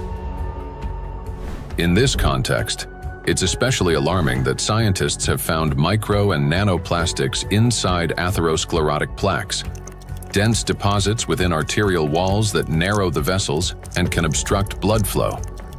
When a vessel becomes constricted or a clot forms, blood circulation to the heart or brain is disrupted, sharply increasing the risk of a heart attack or stroke. Research shows that when microplastics are present in carotid artery plaques, the risk of these life-threatening events and fatal outcomes rises by 4.5 times. Micro and nanoplastic particles trigger blood clot formation. When micro and nanoplastics enter the bloodstream, they don't simply drift there passively. Because of their electrostatic charge, plastic particles stick to vessel walls and attract blood proteins and cells. These coated particles damage the endothelium, the ultra-thin layer of cells lining the inside of blood vessels. The endothelium is like an intelligent shell of the vessels. It regulates their dilation and constriction, controls blood clotting, and protects against inflammation. However, under the influence of micro and nanoplastics, this system breaks down, leading to chronic inflammation and an increased risk of thrombosis. In addition, electrostatically charged microplastics can interact with blood cells, platelets and red blood cells, disrupting their normal behavior. Under normal conditions, red blood cells carry a negative surface charge called the zeta potential, which keeps them from sticking together and allows blood to flow freely, even through the tiniest capillaries. But when exposed to microplastics, this charge decreases. Red blood cells begin to clump together, blood viscosity rises, and clot formation starts. As a result, clots appear in the vessels, obstructing blood flow, which is especially dangerous for the brain, heart, and eyes. This consequently increases the risk of chronic fatigue, vision disorders, hypertension, heart attack, and stroke. Nanoplastics interact with cell membranes. Positively charged nanoparticles are strongly attracted to negatively charged components, leading to disruption of membrane integrity, for example, in red blood cells, platelets, and endothelial cells. Micro and nanoplastics induce the development of cancer. The rise in cancer rates worldwide is absolutely frightening. I think it's very legitimate to call it an epidemic. The statistics are sobering. The World Health Organization estimated that in 2020, worldwide there was about 18.1 million new cases of cancer, whereas in 2022, just 2 years later, it's gone from 18.1 million up to nearly 20 million. And in fact, according to the World Health Organization, if this trend continues, by 2050, worldwide there's going to be 33 to 35 million new cases of cancer, truly an epidemic and truly a real major health issue affecting every single person everywhere in the world. So yes, that's a huge problem. For a long time, cancer was considered a disease of old age, the result of accumulated DNA mutations, weakened immunity, and years of exposure to carcinogens. But today, because of nanoplastic exposure, mutations can begin to build up in the body at much earlier stages of life. There's an increased rate of cancer worldwide in children and also in people much younger than I used to see. So what's going on now is that we're having a rise in people getting cancer, children, young adults, and it's probably not due to smoking or alcohol or anything. There seems to be something else, something in the environment that is causing this cancer at an alarming rate, and it's getting worse. So a very serious problem, yes. And again, one of the possibilities that could be accounting for this, we'll be talking more about it, is indeed nanoplastics. We observe in the last 30 years that in some countries we observe early onset cancerogenesis, so that tumors are diagnosed more early than previously. So that was like colorectal cancer are observed earlier and diagnosed earlier than 30 years ago in average. A key role in tumor development may be played by mitochondrial dysfunction, caused by exposure to nanoplastics. This happens through the accumulation of mutations in mitochondrial DNA and the disruption of normal cell death mechanisms, which together reduce the body's ability to eliminate damaged cells and increase the likelihood of these cells transforming into tumor cells. So these tumor cells are very aggressive, and normally they don't take anything up which they cannot use. So, I mean, what could happen? I mean, this is hypothetically that they can produce some energy out of these plastics, or somehow some pathways are activated which are helping the cells to move faster. That could be. So we need to investigate that. So it's a very important question, and we are basically on that to find out what happens mechanistically in those cells, that they can use plastics to facilitate their microcontroller potential. Nanoplastics increase levels of reactive oxygen species in organ cells and tissues, causing oxidative stress that accelerates the growth of cancer cells, helps them spread to other tissues, stimulates formation of new blood vessels, enhances inflammation, and weakens the immune system. Moreover, the high level of oxidative stress caused by electrostatically charged nanoplastics promotes the survival of tumor cells and reduces their sensitivity to therapy, making malignant cells more aggressive. Anything that damages the normal cell DNA that is responsible for the growth and division of cells, that damage can contribute to that cell becoming malignant, growing and dividing and spreading uncontrollably. That's what cancer is. And that is certainly a concern about the effect of nanoplastics. And then above and beyond that, because nanoplastics affect so much of the cell's function, the oxygenation, the ability of a cell to function, above and beyond that, I'm concerned as a doctor that treats cancer that nanoplastics may be reducing the effectiveness of our cancer treatments. I'm a physician that treats cancer with radiation therapy, so I am concerned about nanoparticles adversely affecting the use of radiation therapy to control cancer. And there's actually been some preclinical research on this that does suggest that the nanoparticles, and certainly contributed to by the typical negative charge that they have, in addition to adversely affecting cells, can actually reduce the effectiveness of radiation therapy. There's certainly a significant theoretical reason to believe that the nanoparticles may reduce the effectiveness of cancer treatments, not only my modality of radiation therapy, but certainly I have the same concern about it reducing the effectiveness of chemotherapy or other systemic treatments or immunotherapy. Research by the Medical University of Vienna has shown that micro and nanoplastic particles remain inside cells far longer than previously believed, as they are passed on to newly formed cells during division. In addition, there are also early indications that these plastic particles may play a role in tumor metastasis. So that's one of the problems, that the tumor grows very quickly and then also disseminates. And what we observed is that these particles are kept by the cells even after cell division, and then they are helping the cells to migrate quicker, so they can move quicker. And that's a property which we also observe in tumor cells when they are in the body, so that they can move to other places and even metastasize. And so we have to assume that also in the body, that these tumor cells can basically use those plastics to proliferate and move around in the body. When I came to this plastic topic, I thought myself, that this is, we introduce here material which is potentially toxic, potentially accumulating over the years, over the decades of the centuries, so maybe for a very long time, affecting our health, but also the evolution. I not only mean the cancer evolution of how cancers originate, but even the evolution of new species and the evolution of the whole ecosystems. Nanoplastics affect every system in the human body. They act as a trigger, setting off a cascade of processes that lead to serious illnesses, all because of their electrical charge. Today, we know that nanoplastics play a significant role in the development of conditions that have become the leading causes of death worldwide. It may seem that the humanity has already faced its greatest threats: antibiotic resistance, autoimmune and neurodegenerative diseases, and cancer. Yet, there is something even more frightening than disease itself.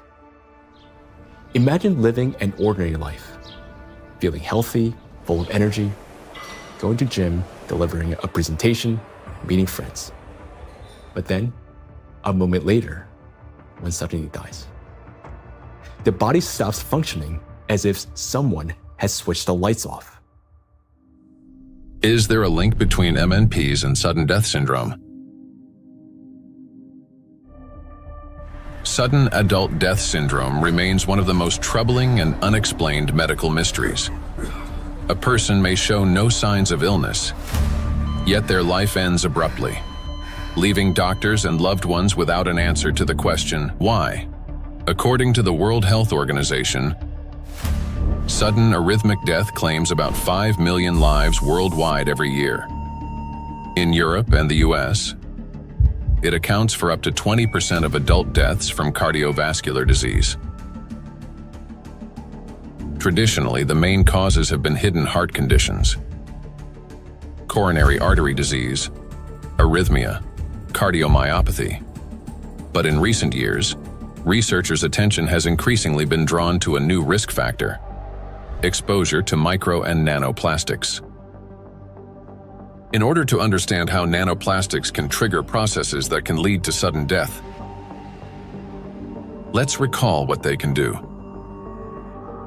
As we know, the most destructive property of nanoplastic is the electrostatic charge on its surface,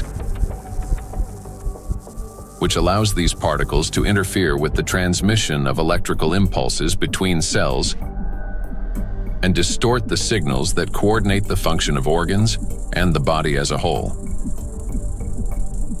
And because this same electrostatic charge can also disrupt mitochondrial function in every cell, leading to energy deficiency, inflammation, and ultimately cell death, the greatest danger arises in the most energy-consuming organs, the brain and the heart, where such disruptions can trigger sudden death syndrome. Our brain controls breathing and heart function through precise electrical impulses. If nanoplastic blocks or distorts these signals, the heart can cease to beat or breathing can stop. And this breakdown is not sudden. It results from a gradual accumulation of disruptions. That is, the signals from the brain's cardiovascular center become increasingly distorted and unstable, step by step, impairing the transmission of electrical impulses within the heart muscle. While this initially appears as arrhythmias, the heart beating too fast, too slowly, or irregularly, these malfunctions worsens and eventually reach a critical threshold, at which point the rhythm collapses and the heart stops. To those nearby, it may seem instantaneous, but in reality, the failure has been long developing over time. A similar process affects breathing. Signals from the brain's respiratory center, under the influence of nanoplastic's electrostatic charge, become progressively more erratic. After the critical threshold is crossed and the brain's commands can no longer get through, breathing stops entirely. In other words, sudden death is the final outcome of a gradual dysregulation of the heart and breathing, a process that silently progresses until it crosses a point of no return. And while we go about our daily routines making plans for the future, nanoplastics continue to damage our bodies cell by cell, day after day. It is terrifying to realize how severely nanoplastics affect the human body. Even more disturbing is the fact that we cannot control our exposure to them. Nanoplastics enter our bodies constantly through the air we breathe, the water we drink, and the food we eat. This has already become our everyday reality. Today, we know that nanoplastics can disrupt the control centers in our brains for breathing and heartbeat, causing arrhythmias, bronchospasm, and pulmonary edema, which can result in sudden death. Yet, what's more alarming is how little we still know. Research on nanoplastics has only just begun, and we're only starting to grasp the true scale of this threat. But make no mistake, everything you have heard so far isn't science fiction. These are actual biological mechanisms triggered by electrostatically charged nanoplastics. They attack every system of our body, contributing to chronic illnesses and even causing a sudden death. But their impact reaches beyond the current generation. These nanoplastics are already affecting our children and even our ability to bring new life into the world. Micro and nanoplastics destroy reproductive health. Current scientific evidence strongly indicates that mitochondrial dysfunction may be a root cause of infertility in both men and women, as well as negatively affecting conception, pregnancy, and embryonic development. For men, Fertility depends on producing a sufficient number of healthy sperm cells that not only survive, but also possess adequate motility and the necessary energy to reach and fertilize an egg. That energy comes from mitochondria, which provides the ATP required for sperm movement. When mitochondrial function, however, is damaged or becomes unstable, sperm motility decreases, and even shape and structure of sperm cells can be altered, directly reducing the ability to conceive. From 1973 to 2018, the global sperm count in men declined by more than 60%. We have maybe here two important points if it comes to fertility, because it's not, it's the additives definitely, and we know that for quite some time that additives have endocrine disrupting or may have endocrine disrupting properties, and that can influence the fertility, but also they can be part of the particles themselves, because the particles, in many ways can have already added these endocrine disruptors, or they can also have them as the corona, so they can integrate them into the surface of the particles and then enter the body via the particles as a Trojan horse, basically. So you can have both ways. In studies conducted by Chinese scientists, microplastic was found in every semen sample. Its impact on sperm cells is both rapid and destructive. Within just 30 minutes of exposure, mitochondrial function is disrupted and DNA damage begins. This reduces sperm viability and makes conception nearly impossible. Animal studies have shown that micro and nanoplastics can accumulate in the testes, cause testosterone deficiency, and impair spermatogenesis. Micro and nanoplastics disrupt erectile function.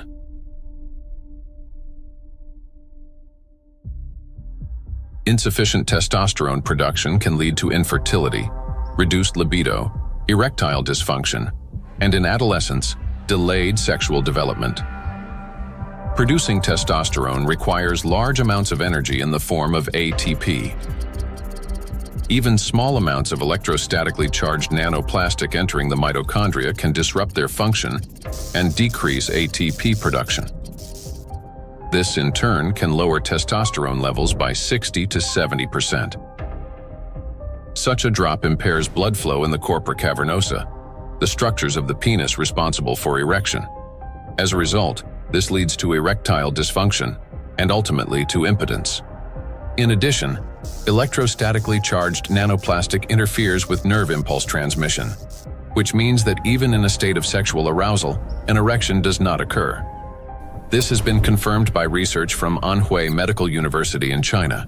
In animals with chronic microplastic intoxication, erectile function was impaired after just 1 month. Results of a national study in Japan showed that erectile function and sexual activity are declining among the younger generation. Every third man in Japan, which is about 14 million individuals, suffers from erectile dysfunction.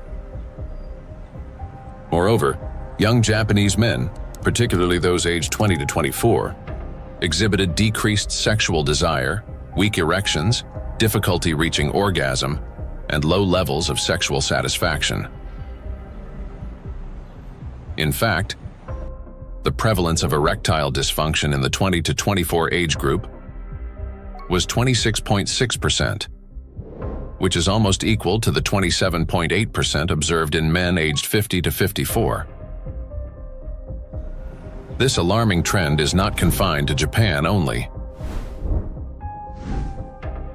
Global research confirms that symptoms of erectile dysfunction affect up to 75% of men worldwide, showing that this condition is widespread and can impact men of any age in any region.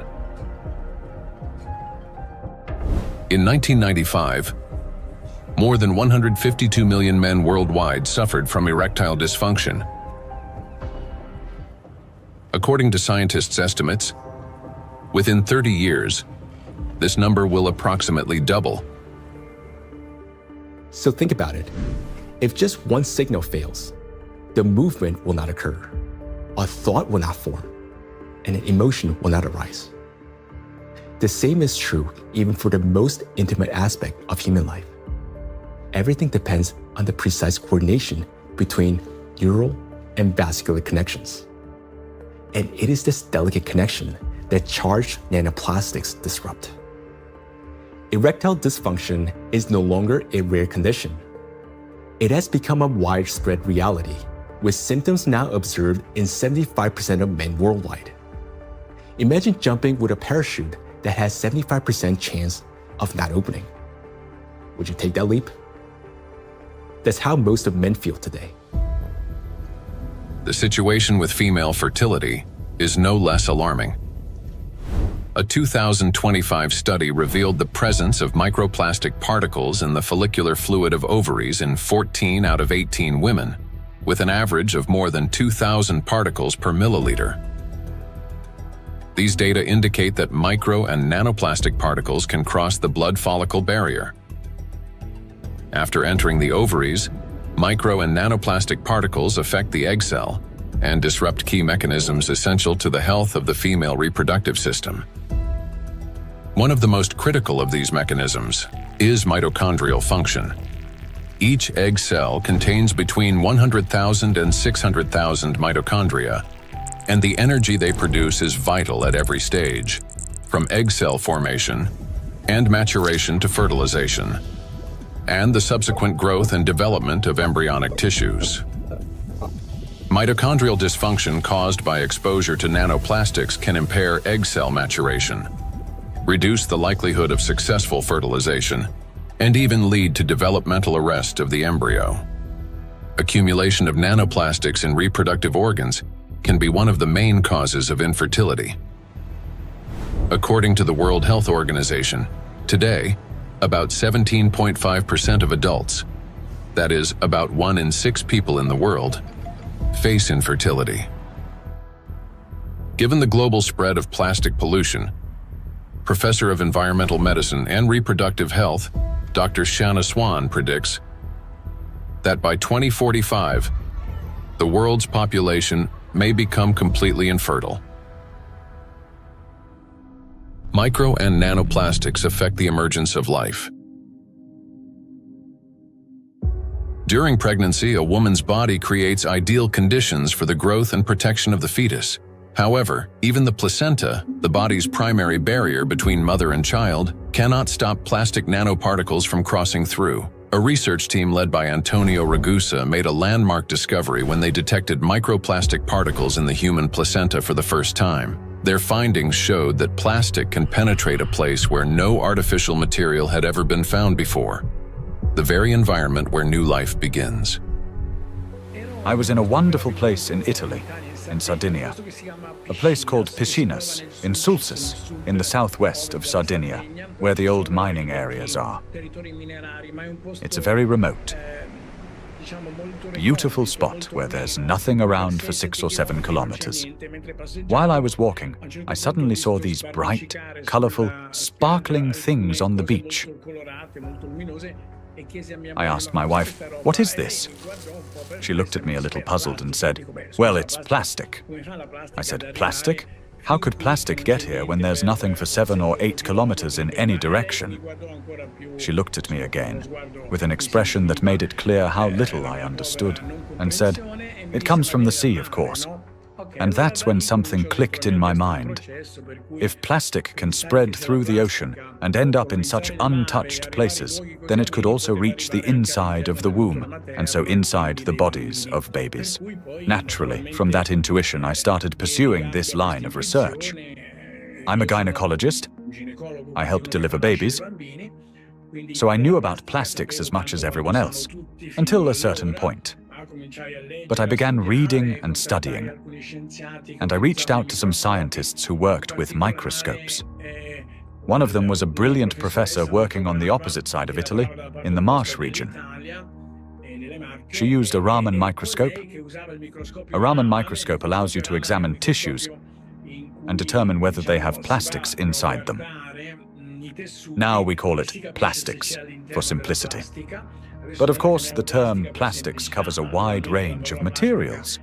There are dozens and dozens of different plastics. Let's say they are tiny pieces, polymers, that is, infinitely repeated tiny pieces of certain materials that we use every day, throughout the day. So we sent placentas to this professor, and she did an excellent job. She was able to locate and identify plastics inside placentas for the first time.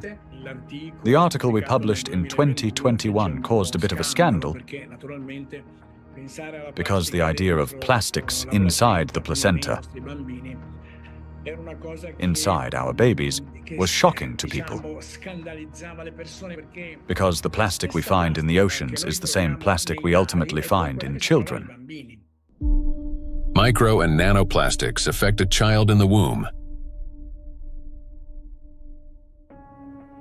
Plastic triggers inflammation and disrupts blood flow in the placenta.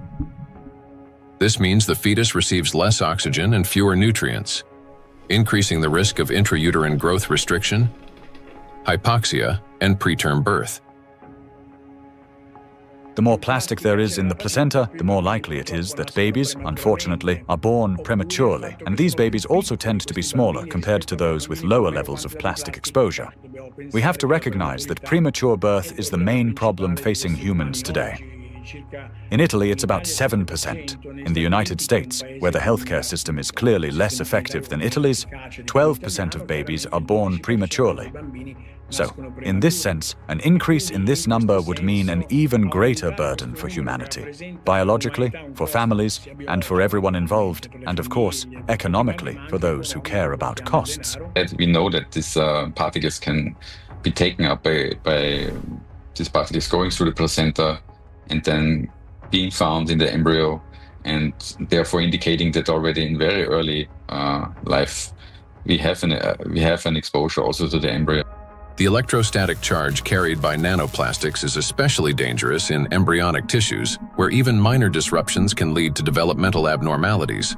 In other words, nanoplastics begin harming the child's body even at the very earliest stages of its formation. Over the past 2 decades, physicians have documented an alarming increase in congenital birth defects. For instance, Chinese researchers have found that in China, the rate of such defects has nearly tripled. Similar trends have been observed in other countries. One of the fastest-growing congenital abnormalities in newborns is gastroschisis, a defect of the anterior abdominal wall in which loops of the intestine and sometimes other organs protrude through an opening in the abdominal cavity. The prevalence of this defect has increased over the past 3 decades.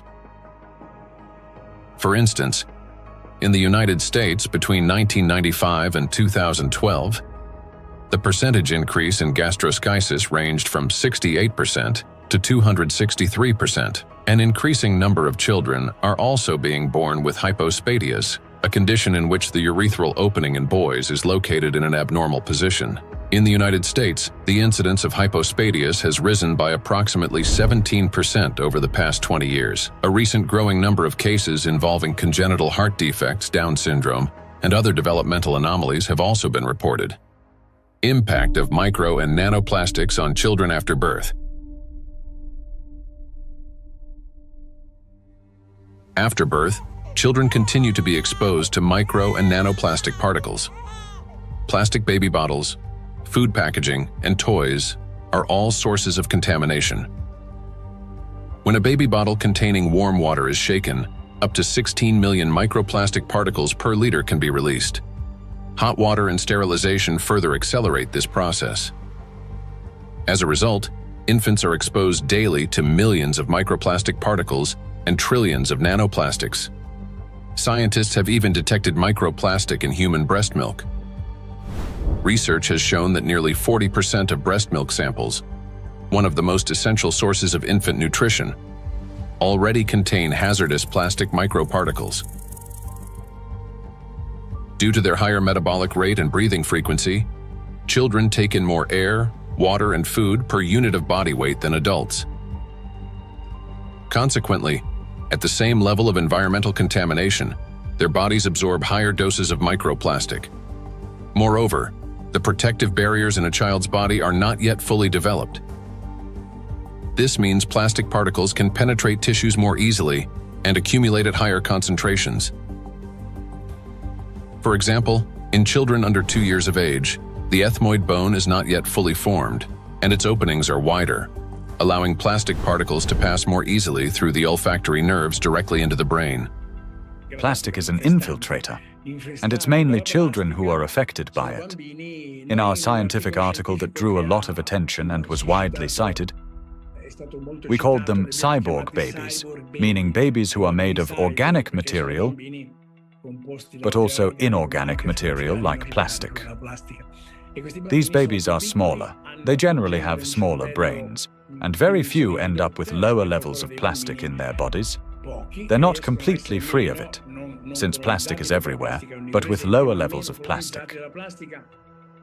Because of the electrostatic charge of micro and nanoplastic particles, as well as the presence of bisphenols and phthalates, the endocrine and reproductive systems of children are particularly vulnerable. These substances interfere with the formation and development of the reproductive organs, potentially leading to infertility later in life. Given scientific projections that by 2045 humanity could face widespread infertility, children born after 2020 may have a high likelihood of being unable to conceive their own offspring. I have 2 little daughters, and for me personally, everything we have just heard is terrifying. The truth is that we still don't fully understand the catastrophic consequences of our children being exposed to micro and nanoplastics. Or, as Dr. Ragusa put it, they have become cyborg children. We're only beginning to grasp the full scale of this reality. And it is truly heartbreaking to look at small children and realize that they may never be able to have children of their own. Not to mention that their lives are already at risk today. The immune system is also at risk. In early childhood, it is still learning to distinguish between friends and foes.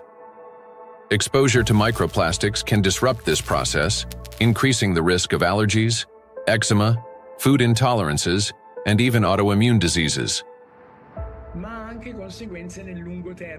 But it also has long-term consequences by which cell programming determines diseases that will then manifest themselves when a person reaches adulthood.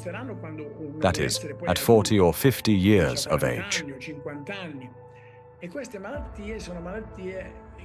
And these are diseases that are currently overwhelming, if not outright damaging, our world.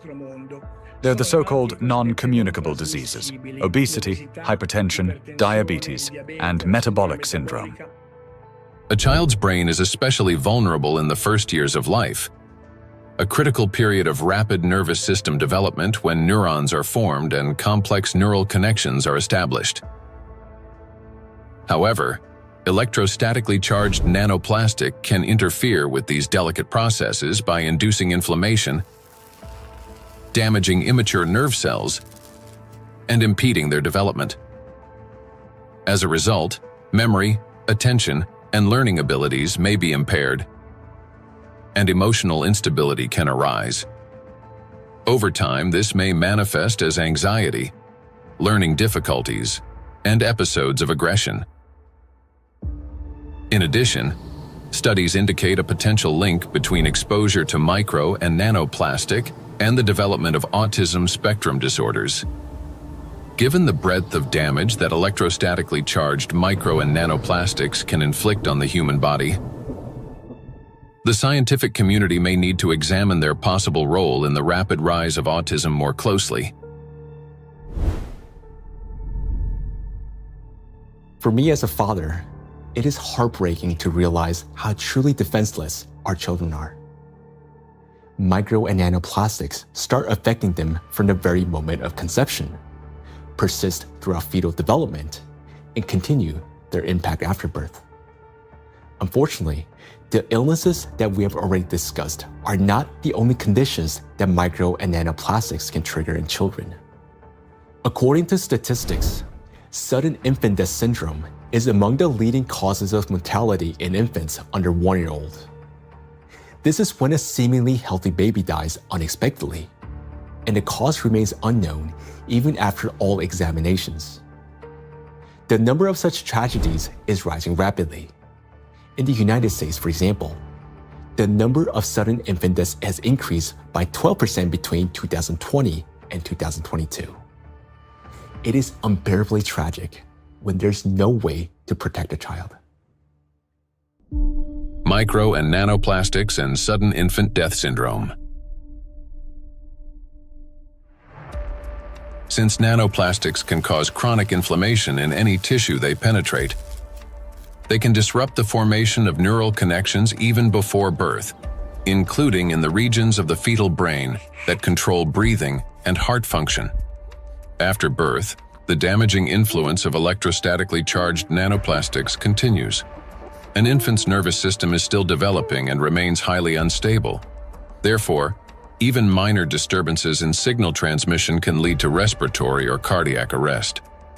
These very functions are often impaired in infants who die from sudden infant death syndrome. Moreover, when micro and nanoplastics damage mitochondria, the affected cells begin producing less energy. To compensate for this deficit, they increase the number of copies of mitochondrial DNA and expand their population of mitochondria. Studies have shown that children who died from sudden infant death syndrome had a significantly higher number of mitochondrial DNA copies in their cerebral cortex compared with control groups, suggesting that this number may serve as a biomarker in cases of sudden infant death syndrome. Thus, exposure to micro and nanoplastics may be a key factor in the development of sudden infant death syndrome,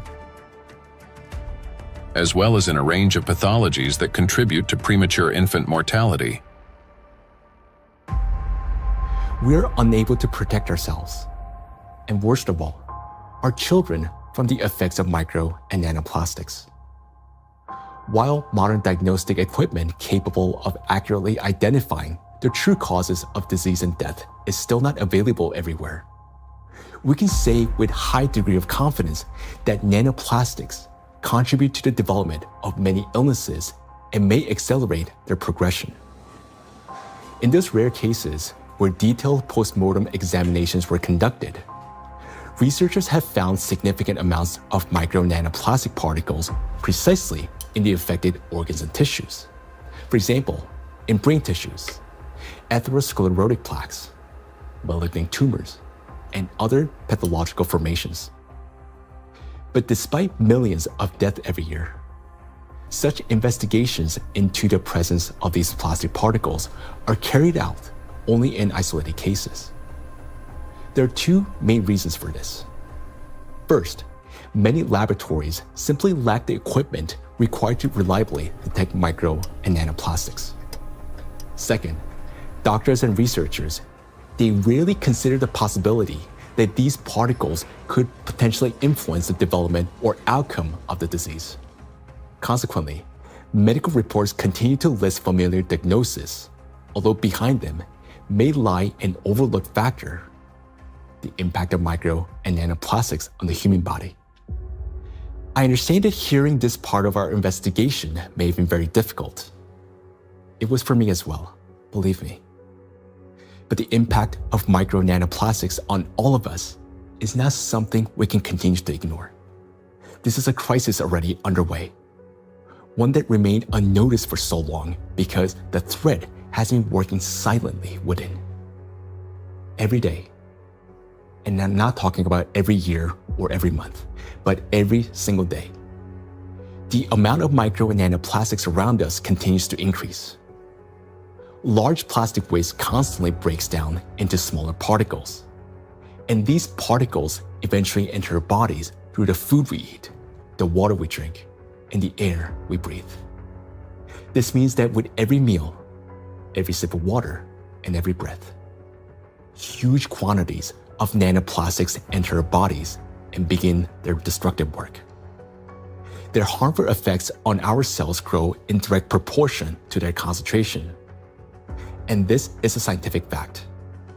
What's even more alarming is that today, there is already so much micro nanoplastics accumulated in the ocean that it will be enough to destroy the entire biosphere, including humans, at least 3 times over.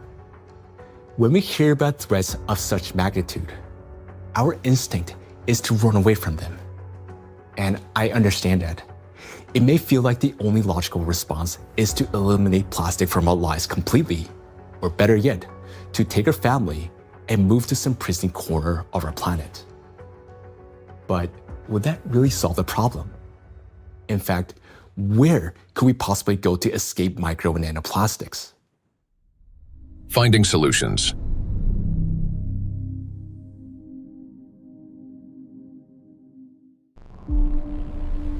Exclusion zones. One of the essential things is the environment we live in, and plastic is one of the most important factors shaping it. Micro and nanoplastics have now infiltrated every corner of the planet, yet their distribution is far from uniform. Some regions accumulate especially high concentrations of plastic particles, and nowhere is this more pronounced than in the oceans. Each year, roughly 11 million tons of plastic waste enter the ocean. The equivalent of an Eiffel Tower made entirely of plastic plunging into the sea every 8 hours, or about 1,100 such towers annually. Initially, these towers consist of bottles, bags, fishing nets, and other plastic garbage. Over time, under the influence of sunlight, waves, and weathering, they fragment into billions of invisible killers, micro and nanoplastic particles. According to research, about 95% of small debris less than 5 millimeters in size is composed of plastics. The surface of the world's oceans is already covered with more than 350 trillion particles of microplastics, and the number continues to grow rapidly. However, the ocean depths hold countless trillions more, forming an invisible yet enormous area of contamination. And yet, that's not all. The sea breeze has become toxic. When waves break at the ocean surface, they generate countless bubbles. As these bubbles burst, they release not only salt crystals into the air, but also microscopic plastic particles. Carried by the wind, micro and nanoplastics scatter across the planet. The stronger the wind and the higher the sea foam, especially during storms, the more particles lifted into the atmosphere. Though invisible to the naked eye, the air around us is literally saturated with them. Each year, approximately 136,000 tons of microplastics are carried from the ocean to land by sea breeze. That is more than 370 tons every single day. In the atmosphere, plastics are transported thousands of kilometers by air currents. They settle in dew and fall to the ground with snow and rain. The coasts and coastal regions are the first to bear the impact. When people go to this seashore, okay, for holiday, for swimming, to receive some sunlight, they always send me pictures of microplastics because all the seaside are full of microplastics. A study conducted in a coastal city in eastern China found that a person can inhale up to 1 million microplastic particles per year simply by spending time outdoors. The greatest danger comes from particles smaller than 100 micrometers, which can easily enter the respiratory tract. Because most of the coastal countries in the Mediterranean Sea don't have proper waste management system, so they release many huge amount of plastic waste into the Mediterranean Sea. This is the first reason. The second reason, we have two rivers in here in this part of the Mediterranean Sea, Seyhan and Ceyhan. These two rivers, in two of the 5 most polluted rivers in the Mediterranean Sea. Recycling actually makes those two rivers most polluted rivers in the Mediterranean Sea. They carry more than 5,000 tons of plastic waste into Mediterranean Sea every year. It's too much. And also, the coastline in the Turkish coast has pollution like 31 kilogram per kilometer per day. Every day, 31 kilogram of plastic waste reach that coast in 1 kilometer coastline. It's too much. Just imagine, one plastic bottle is 10 gram or 15 gram. You can imagine how many plastic bottles strand on those coastlines. Dr. Sarju Ganatra is a cardiac oncologist and director of the Cardiac Oncology Program at Lehigh Hospital and Medical Center. He leads research at the intersection of cardiovascular medicine, oncology, and environmental sustainability. According to his study, which was presented to the American Academy of Neurology, living in coastal areas is associated with an increased risk of brain and mobility disability. The reason for this is the high concentration of microplastics in the water, air, and soil of these regions. It's alarming, truly, that what we are seeing, that people living close to the coastal water with high amount of microplastic concentration in the seawater, they have higher prevalence, higher rates of various cardiovascular disease, stroke, diabetes, and other metabolic conditions, as well as cognitive mobility and self-caring disabilities and abilities to live independently essentially are less in that population. Researchers analyzed health data from residents of 218 coastal counties across the United States, comparing CDC reports with levels of environmental microplastic pollution.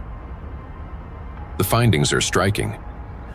Memory and cognitive impairments occurred 9% more often among residents of areas with high concentrations of micro and nanoplastics compared to those in areas with low concentrations.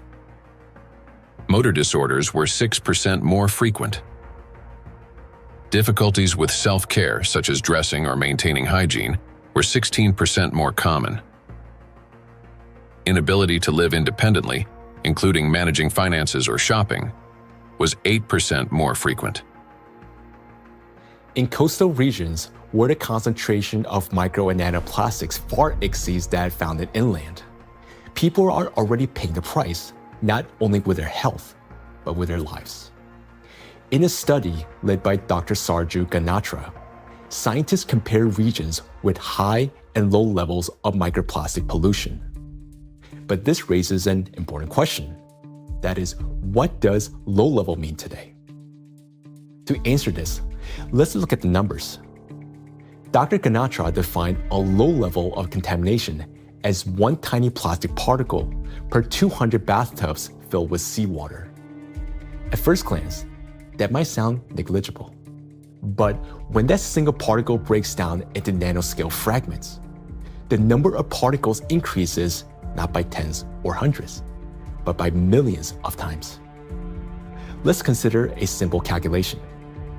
Suppose the volume of one such tiny plastic particle is just 1 cubic millimeter, roughly the size of a grain of sand. Over time, it breaks down into many smaller pieces.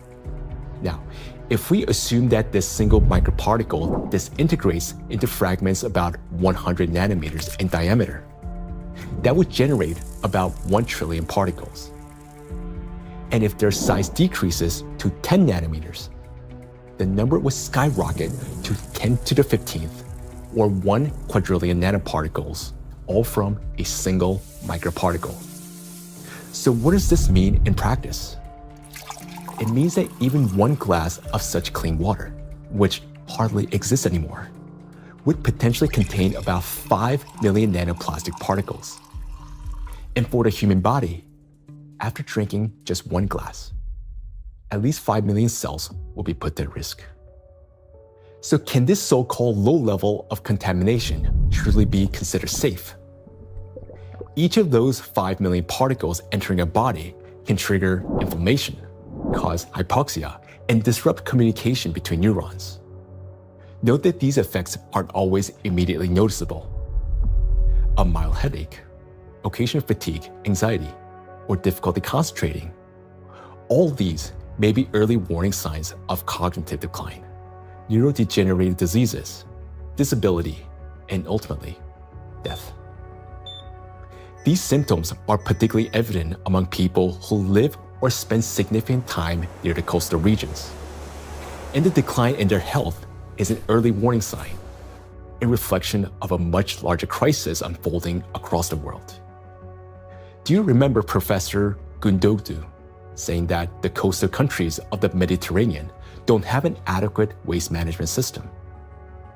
Well, according to research, the concentration of microplastics in this region is about 4 times greater than North Pacific Ocean, where, by the way, the Great Pacific Garbage Patch is located. And in addition to 5 already known invisible garbage patches, researchers have identified a 6th garbage patch hidden in the Mediterranean Sea. It's called invisible because it consists mostly of microplastics. And unlike other oceanic garbage patches, which are at least far away from the densely populated coastline, this one is surrounded by 21 countries. It's a home to nearly 500 million people. We can say that this is the most dangerous garbage patch of the planet, because here, the plastic has already broken down into small sizes that are dangerous for life. Everyone living in the Mediterranean is constantly breathing air with an extremely high concentration of micro-nanoplastics. This is an extremely dangerous zone that should have been long ago been designated as an exclusion zone. Now, recall the battery example and imagine how many charged particles are present and how much energy is concentrated there. That's why the Mediterranean Sea is warming faster than the rest of the world's oceans. This is very serious because Mediterranean plays a key role in shaping the climate of Europe and the Mediterranean countries. It affects the weather patterns, rainfall distribution, and even the ecosystems of the entire region. It is precisely this extreme warming here, driven by micro and nanoplastics, that is intensifying the climate anomalies, extreme weather events, and even natural disasters throughout the Mediterranean. Meanwhile, the amount of micro and nanoplastics continue to rise with every passing minute. And what worries me personally is that people do not know this and continue traveling to these regions, often with their children, thinking that they're going there to rest and recharge, when in reality, they're entering a zone of extreme danger. So the things that once symbolized health, freedom, and luxury, a yacht on an open water, a villa by the sea, or even a private island in the ocean, they're now slowly turning into exclusion zones. For now, this problem is mainly recognized by scientists, but it will soon become impossible for the public to ignore. And when that moment comes, mass migration from coastal regions will be inevitable. Thus, if we fail to find a solution, the economic losses will be enormous, as the tourism industry will collapse and luxury resorts on the coast will be deserted. Yet, the threat doesn't end there, because the tiny plastics are constantly spreading by the atmospheric circulation and contaminating everything in its path.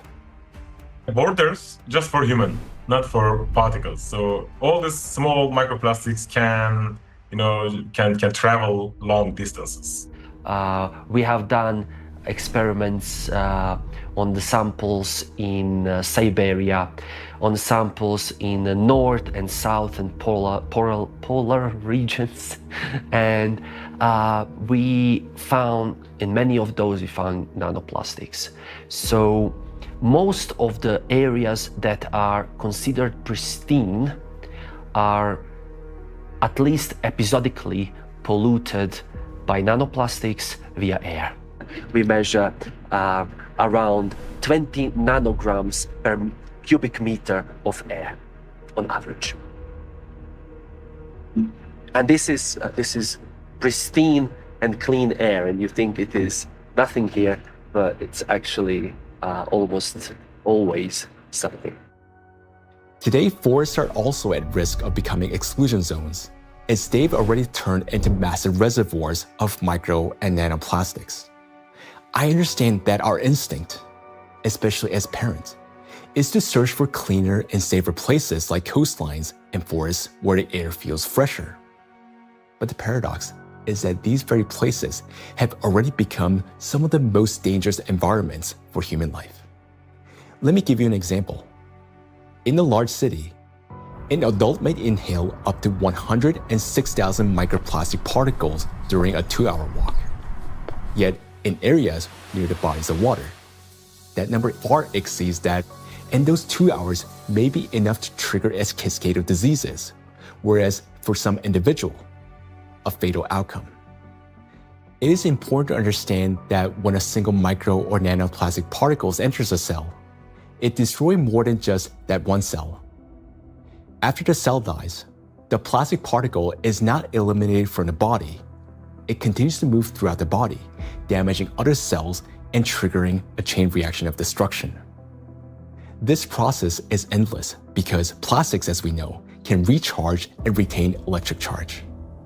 The more microplastics enter a body, the faster this destruction spreads cell after cell, organ after organ. And time becomes critical here because our body has limited resources to fight this damage, while nanoplastics, they're not expelled. Instead, they continue to accumulate in ever-increasing quantities, destroying us from within. Nanoplastics are perfect killers not only of humans, but of the entire biosphere. And it's impossible to hide from them anywhere. They're literally pushing us out of the world we once knew. Micro nanoplastics are already affecting our planet as well as the climate. And moreover, they're intensifying already devastating natural disasters and contributing to the worsening geodynamic crisis. Climate and plastic in a single cycle of destruction. The world ocean is the largest system of our planet. It regulates climate and serves as the main source of oxygen. The ocean and the atmosphere form a single, interconnected climate system. Water has a remarkable ability to absorb and store immense amounts of heat, increasing its temperature only gradually. The accumulated heat is then evenly redistributed across the planet and transferred to the atmosphere. This property of the ocean to efficiently dissipate heat from the Earth's interior protects the planet from extreme temperature swings and helps stabilize the climate. But massive contamination of the oceans with micro and nanoplastics is disrupting this finely tuned mechanism. Electrostatically charged plastic particles bind water molecules, forming hydrate shells around themselves. This alters the physical and chemical properties of ocean waters. This has already reduced its thermal conductivity and created pockets of overheated zones where heat can no longer dissipate. Consequently, overall ocean warming is accelerating. This topic is explored in greater detail in the documentary Anthropogenic Factor in the Ocean's Demise. Excessive ocean heating, in turn, increases evaporation and disrupts atmospheric circulation. As a result, both the temperature and humidity of the atmosphere rise. Electrostatically charged nanoplastic particles act as condensation nuclei, causing moisture droplets to freeze at lower altitudes and at higher temperatures, 4 to 10 degrees Celsius. This accelerates cloud formation and contributes to abnormal weather events, large hail, extreme downpours, and disruptions of the hydrological cycle. Charged plastic particles are already influencing weather formation, affecting flight safety, cloud development, and even where and how the precipitation occurs. In other words, microplastic has already become a driver of climate instability. We know what particles doing in the air, they produce clouds. If we have a particle in the air, the water vapor sits on these particles and forming clouds. So therefore, we want to understand how much nanoparticles influence the formation of clouds. And therefore, of course, in the alpine region, it can trigger the cloud formation and so also thunderstorm or extreme weather events. When you have a big storm event, many micro and nanoplastics get released from the environment when they have been trapped in the soil, in the riverbeds, on their surfaces and things like that, and get mobilized in the air. So you then after storm you have even more pollution. This process sustains itself, creating a feedback loop. Ocean warming increases water evaporation. Even more nanoplastic rises into the air with the vapor, and even more energy accumulates in the atmosphere, further heating the ocean. According to data, every degree of warming increases air humidity by 7%, and lightning frequency by at least 12%. Thus, more heat, more moisture, more plastic in the air, more lightning, and the cycle continues endlessly. Observed trends indicate that this energy buildup is accelerating exponentially. And with each passing year, climate anomalies are becoming more distinct and more destructive. We are seeing the hottest summer in Europe after having a record-breaking summer last year. Similarly, here in the northeast of US, we are seeing record-breaking temperature. Every year for last 2-3 years, we are saying, oh, this is the hottest day. And then the next year comes and there is a new hottest day. The nighttime temperature in Southeast Asia is not dipping at all in many places and kind of trapping the heat. So our body is not getting even that relief at nighttime. There is increase in air pollution. There is increase in all sorts of chemical pollution. And so if you think about this holistically, it's a huge impact on the planetary health. And I think this is a reminder that we are part of the planetary system. We belong to it. We are not separate from it. And until we think holistically, I think, we'll define one issue, we'll define one threshold, we'll continue to go after that, maybe even solve it scientifically. But until we think holistically and act holistically as a community, as a society, I think we are in trouble. We have reached a critical point where it's no longer possible to solve the climate crisis without simultaneously addressing the plastic pollution, and vice versa. The two are interconnected, each reinforcing the other. And as we continue to study this issue, the picture becomes even more alarming because we're now beginning to understand what is truly happening. I am. Both for myself and my family, but also for the future generations. There was a time where I thought that, the climate change is real, of course, but this is for future generations to be affected by, and I was still equally concerned. But in no time, and I would say in less than 5 to 10 years, we started from that mindset and time frame. Within 5 to 10 years, we started feeling it. Getting impacted by it in our day-to-day life. And so it's more concerning than ever before, and the timeline, which was predicted previously, has shortened exponentially. The impact we are seeing on a global climate, from ambient air to the thinning of the Arctic ice, and it's not linear model, right? I mean, the physics is going to play out. The thinner the ice, it's going to take much less amount of time to melt it, even the same volume, in a much shorter period of time. So I think these timelines are really concerning, and I am afraid, yes. Indeed, many signs indicate that our planet's energy balance has been disrupted, and natural processes are intensifying exponentially. Consequently, we may have less and less time to respond, and nanoplastics are playing a key role in this acceleration.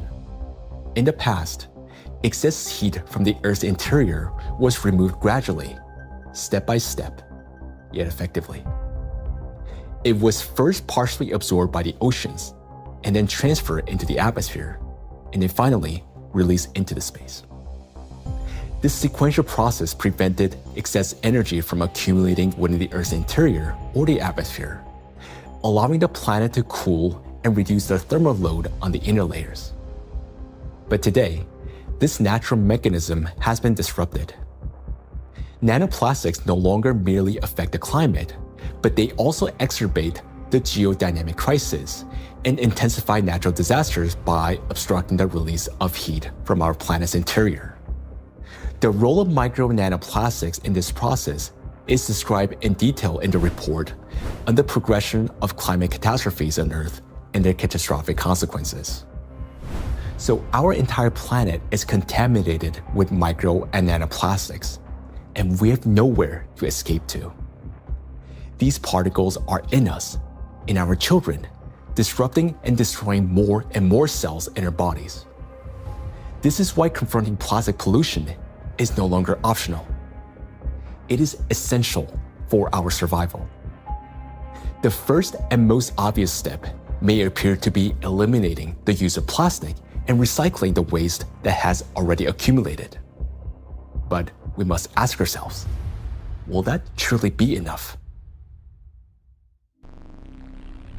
The illusion of addressing plastic pollution.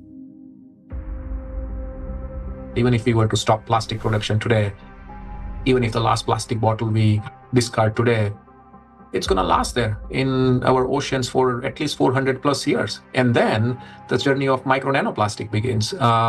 And so we have a poster in our cafeteria where we say that, you may not see your grandkids or great-great-great-grandkids, but I will, saying the plastic bottle. And I think that's true. If we look at the scale of plastic pollution in the oceans, it becomes clear that a complete cleanup can take millennia. Today, the world ocean contains about 200 million tons of plastic waste. Meanwhile, every year, around 20,000 tons are extracted. That's less than 1/100th of 1%, a negligible fraction compared to the existing volume. At this rate, fully cleaning the ocean would take about 10,000 years. And that's only if we stopped all plastic entering the ocean starting today. Plastics are entering the environment currently at a rate that far exceeds our capacity to remove it from the environment or to mediate the wastes. Let's assume humanity achieves a technological breakthrough, invests enormous resources, and increases cleanup efficiency 5-fold. Even then, the process would still take around 2,000 years. In reality, we cannot cope even with the current annual influx of pollution, let alone eliminate the consequences of what has been accumulating for decades. Not only are we unable to remove all the plastic that has built up in the biosphere, but attempting to do so could also endanger living organisms. There are some organization initiatives, they are trying to collect the waste, accumulate that garbage patches, at locations. They are also collecting nourishment, the organisms living just the 15 centimeter of the first layer of top ocean. So those organisms, using that, those artificial material as a, hunting ground, nesting ground, feeding ground, or, they are laying egg on those plastics. So when you remove all these plastics, you also remove all those organisms. So because removal itself also another problem. So once plastics get in the environment, there is no proper and harmless way of removing these plastics from those environments.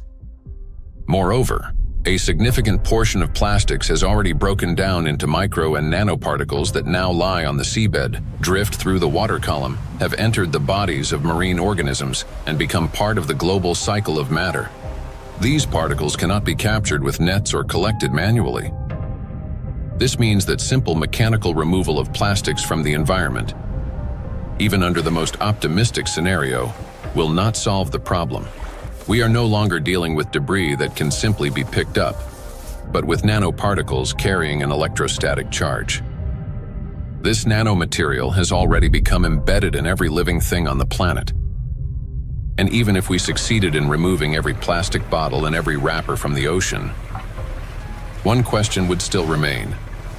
What happens next? We still do not have a safe method for disposing of the mountains of plastic waste we would collect. There's mismanaged waste on land all around the planet in informal dump sites. Some waste has been incinerated, some of it commercially in incinerators that may or may not have appropriate screens and filters to collect associated chemicals that might be released. But of course, a lot is burned in open burning scenarios in countries that are not wealthy enough to own the appropriate waste management facilities to deal with the plastic waste that is exported to them by other nations. And then some of it, of course, will have gone into so-called recognized waste management systems, but which might include burying it beneath the ground in landfill, where, of course, it could return to present problems in the future, or indeed incinerating it in commercial incinerators. But depending on the quality of incinerator, of course, there's concerns about the emissions from those incinerators.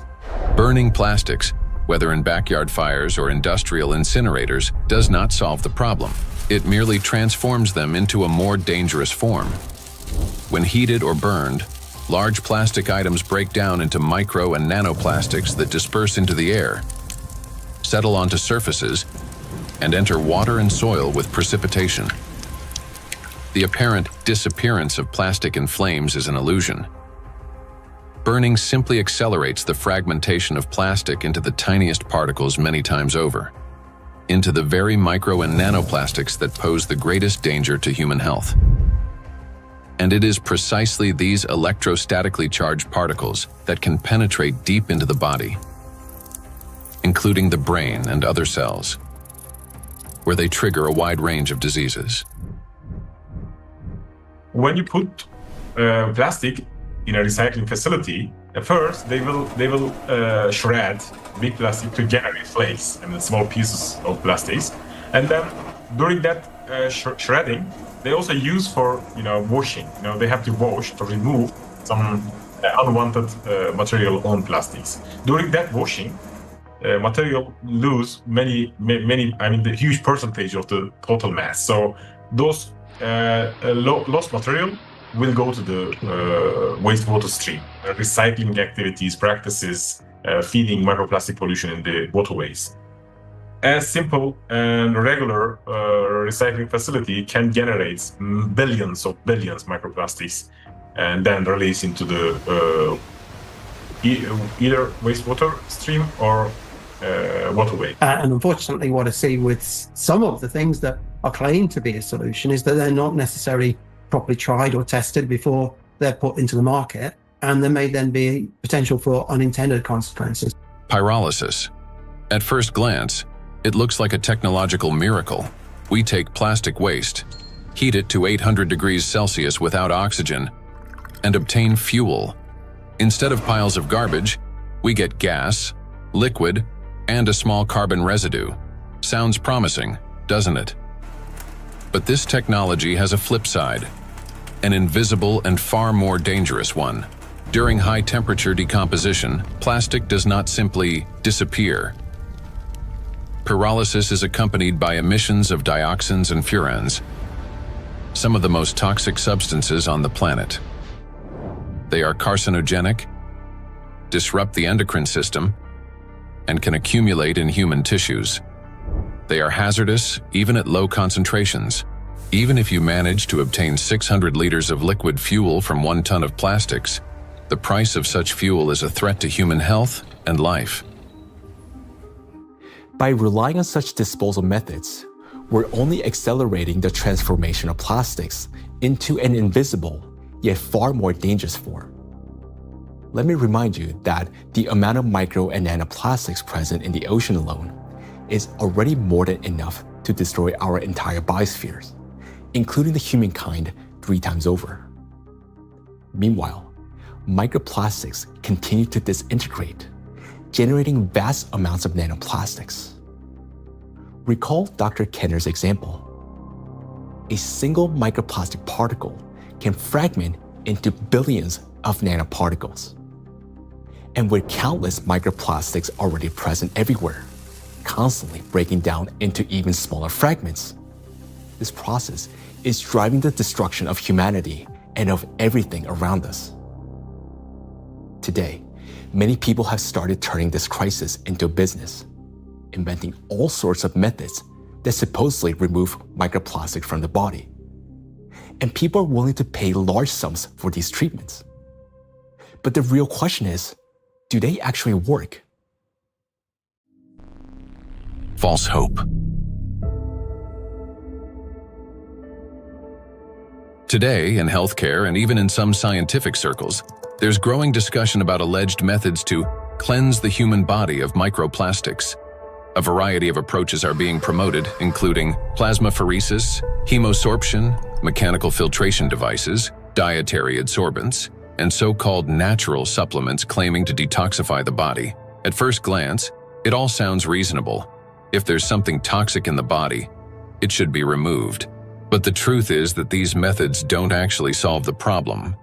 I don't think any scientifically proven techniques exist to filter out the micro nanoplastic from the blood. It gets deposited in the organs themselves, which is not really something you can filter out by sending the blood to some filtration machine. Nanoplastics have already penetrated inside human cells.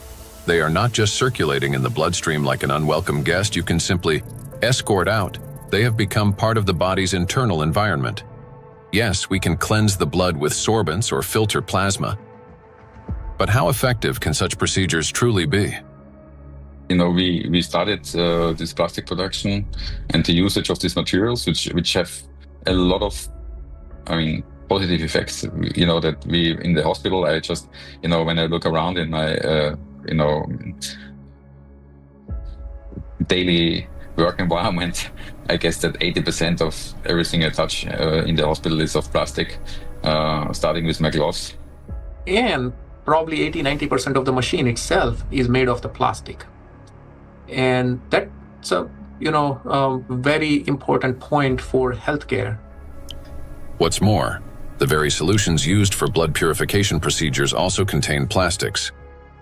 When you get sick, you are going to a hospital, you probably will go to the hospital for treatment, and then they will give you some solutions, some infusions, like they will put something inside your vein, and then they transfer some liquid from plastic package to your blood system. So those intravenous solutions has at least 62 microplastic particles per liter. So this is direct transfer exposure microplastic to human system, blood system. So we end up with a paradox. We are using plastics to try to eliminate the consequences of plastics. Such procedures may indeed reduce the overall toxic load, but they don't address the core issue. They don't extract plastic from cells, don't neutralize its electrostatic charge, don't restore disrupted signaling pathways, and don't protect the brain, immune system, or mitochondria. An individual has every right to try such methods. It is their personal choice, but it's important not to harbor illusions. Those procedures will not restore lost health. Moreover, plastic isn't just a material used for packaging and household goods. It is the backbone of modern industry, healthcare, transportation, electronics, construction, and even space technology. It's the second most common material on Earth after concrete, so it's extremely widespread. I think going forward, it's going to be really important that we retain the important uses of plastic, because plastics are not here the enemy. It's not a treaty about not producing plastics. It's a treaty about ending plastic pollution, not ending the production of plastics. And plastics have the potential to bring clear societal benefit. That is why the main goal today isn't to stop plastic production, but to find ways to reduce the impact of micro and nanoplastics on human health and the environment.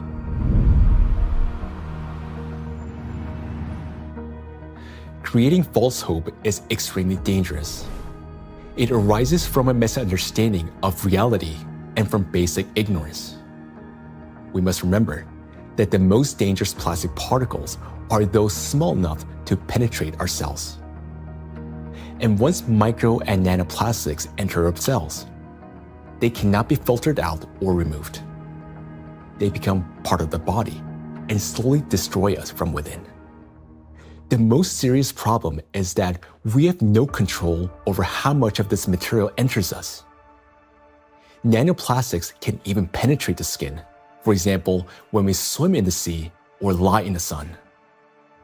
And what can we do about nanoplastics that, once inhaled, travel directly to the brain and begin destroying neurons? Nanoplastics are among the most dangerous substances for the biosphere and for all life, including humanity. Yet, abandoning plastics altogether will be senseless because doing so would cause enormous global losses. Synthetic polymers, including plastics, form the backbone of countless modern industries, from medicine and nanotechnology to flexible electronics, neuromorphic hardware for AI, aerospace structures, automotive manufacturing, and construction. Their versatility, ease of shaping and processing, compatibility with other nanomaterials, and scalability have made them the foundation of our modern progress. The solution, therefore, is not to eliminate plastics, but to ensure that they no longer threaten life, And the real path forward begins with understanding precisely what makes nanoplastics so dangerous.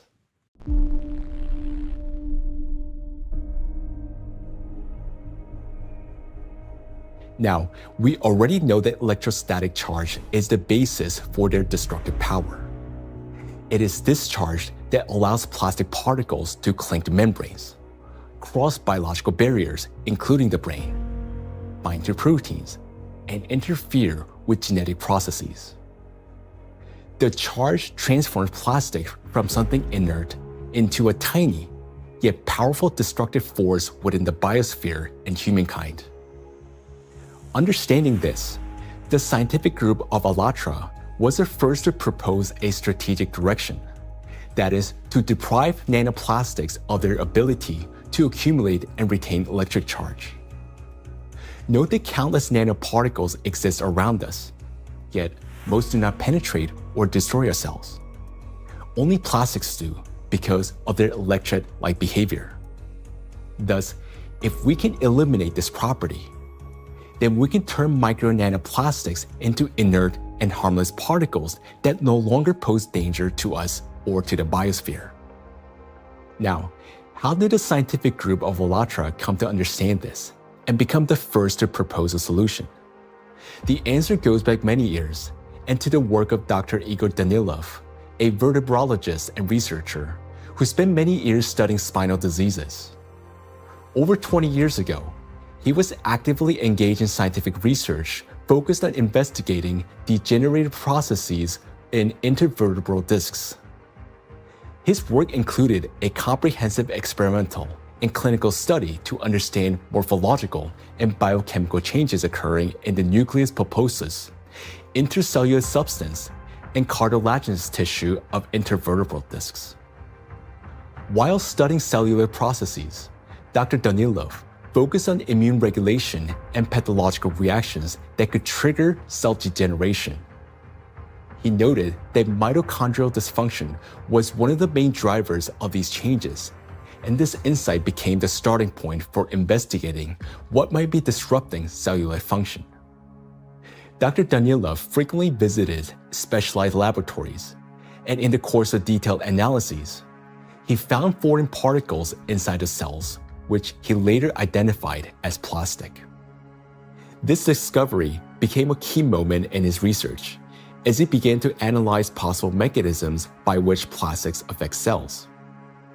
Through his investigations, Igor Danilov determined that the negative impact of tiny plastic particles on cells stems precisely due to the damage they cause to mitochondria. This conclusion was based on observations that cells containing these tiny plastic particles showed clear signs of mitochondrial dysfunction, which in turn exacerbated degenerative processes. Here, Igor Danilov suggested that the ability of plastic particles to penetrate cells may be due to their electrolyte behavior. That is, the ability to accumulate and retain electrostatic charge, which allows them to form a biological shell around themselves. This property enables the plastic particles to enter cells easily, avoid detection by the immune system, cross protected biological barriers, including the blood-brain barrier, disrupt normal cell function, and provoke degeneration and cell death. On this basis, Igor Danilov proposed that to neutralize these tiny plastic particles, we must deprive them of their ability to accumulate and retain charge. He shared his findings and projections about the harmful effects of tiny plastic particles with his colleagues from various medical fields, including surgeons, oncologists, cytologists, pathologists, and geneticists, as well as with biologists and chemists. Soon after, these specialists confirmed his alarming observation that these plastic particles do accumulate in critical organs in the body, such as the brain, heart, intestines, endocrine, and reproductive organs, where their presence can disrupt organ function and destroy our health. Igor Danilov's predictions were deeply concerning, especially in light of global trends, the rising production of plastics and the growing accumulation of plastic waste in oceans and ecosystems. Thus, More than 20 years ago, the scientific group of ALLATRA realized that micro and nanoplastics pose a serious threat not only to humans, but the entire biosphere. And each year, the number of these particles continues to grow, worsening the situation amid accelerating climate and geodynamic changes on the planet. The implications are far-reaching. If we can eliminate the charge from micro nanoplastics, we would not only eliminate their destructive impact on human health, but also remove the excess energy accumulating in the biosphere, the energy that currently fuels the geodynamic crisis and intensifies natural disasters. Thus, plastic would no longer act as a destabilizing factor, and many planetary threats could be mitigated at once if we can find a way to deprive nanoplastic of their ability to accumulate and retain charge. The question is, how can we achieve this? Well, let's be honest. This task is extremely difficult. It would not be enough to simply figure out how to neutralize the electrolyte behavior of these tiny plastics in a test tube. We must learn how to achieve this for every micro and nanoplastic particles already present in the biosphere, including those inside the human body, and do so without harming people or nature.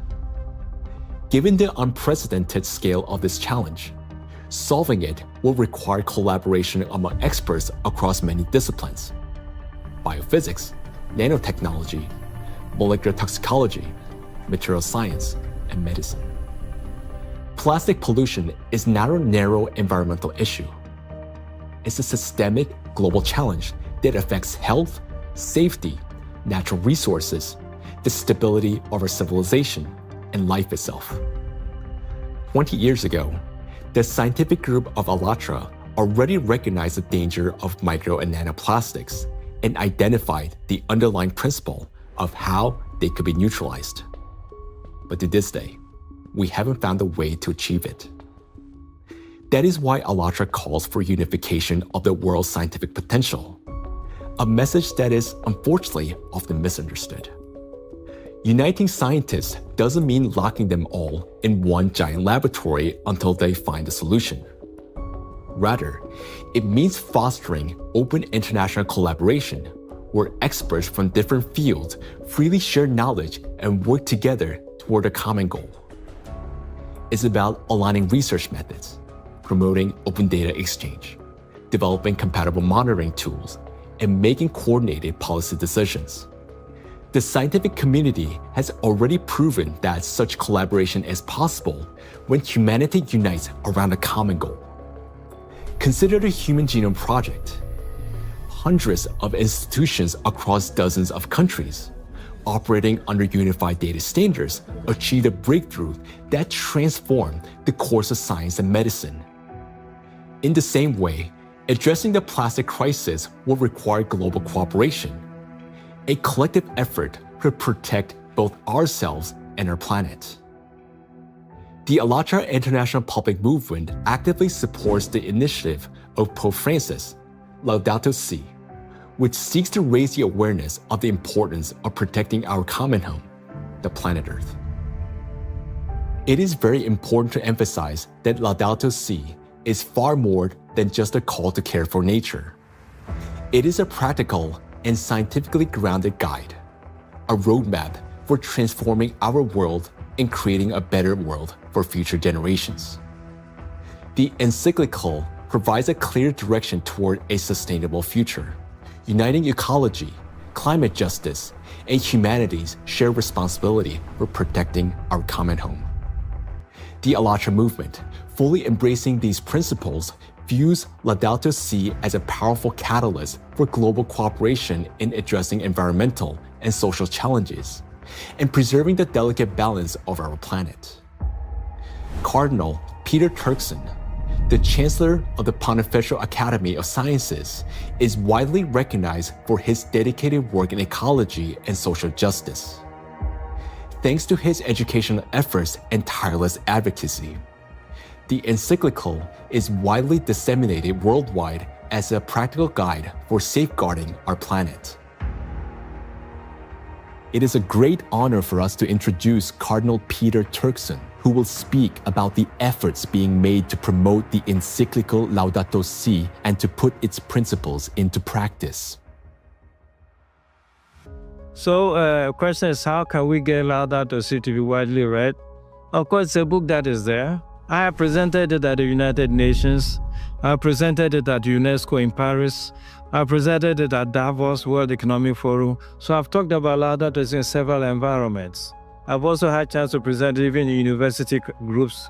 Ohio State was the first group that wanted to hear about Laudato Si. And since then, I've been in Dayton, I've been in San Diego. And therefore, to get Laudato Si well known, we decided to create what we call Laudato Si Action Platform, which identified, in fact, 7 actors of Laudato Si. So churches means churches, mosques, synagogue, all places of worship, places of studies, basic university type of studies, educational centers, offices and factories. So we identified these 7 groups and say, okay, follow a team for 7 years and see what you get. Okay, all of that was to popularize the content of the encyclical Laudato Si and to encourage and enable people to put it into action or practice. So it's not just something written, but something that's actionable. And 10 years now, okay, this is 2025. Laudato Si was published in 2015. It's difficult to identify or talk about places we still have not heard of it.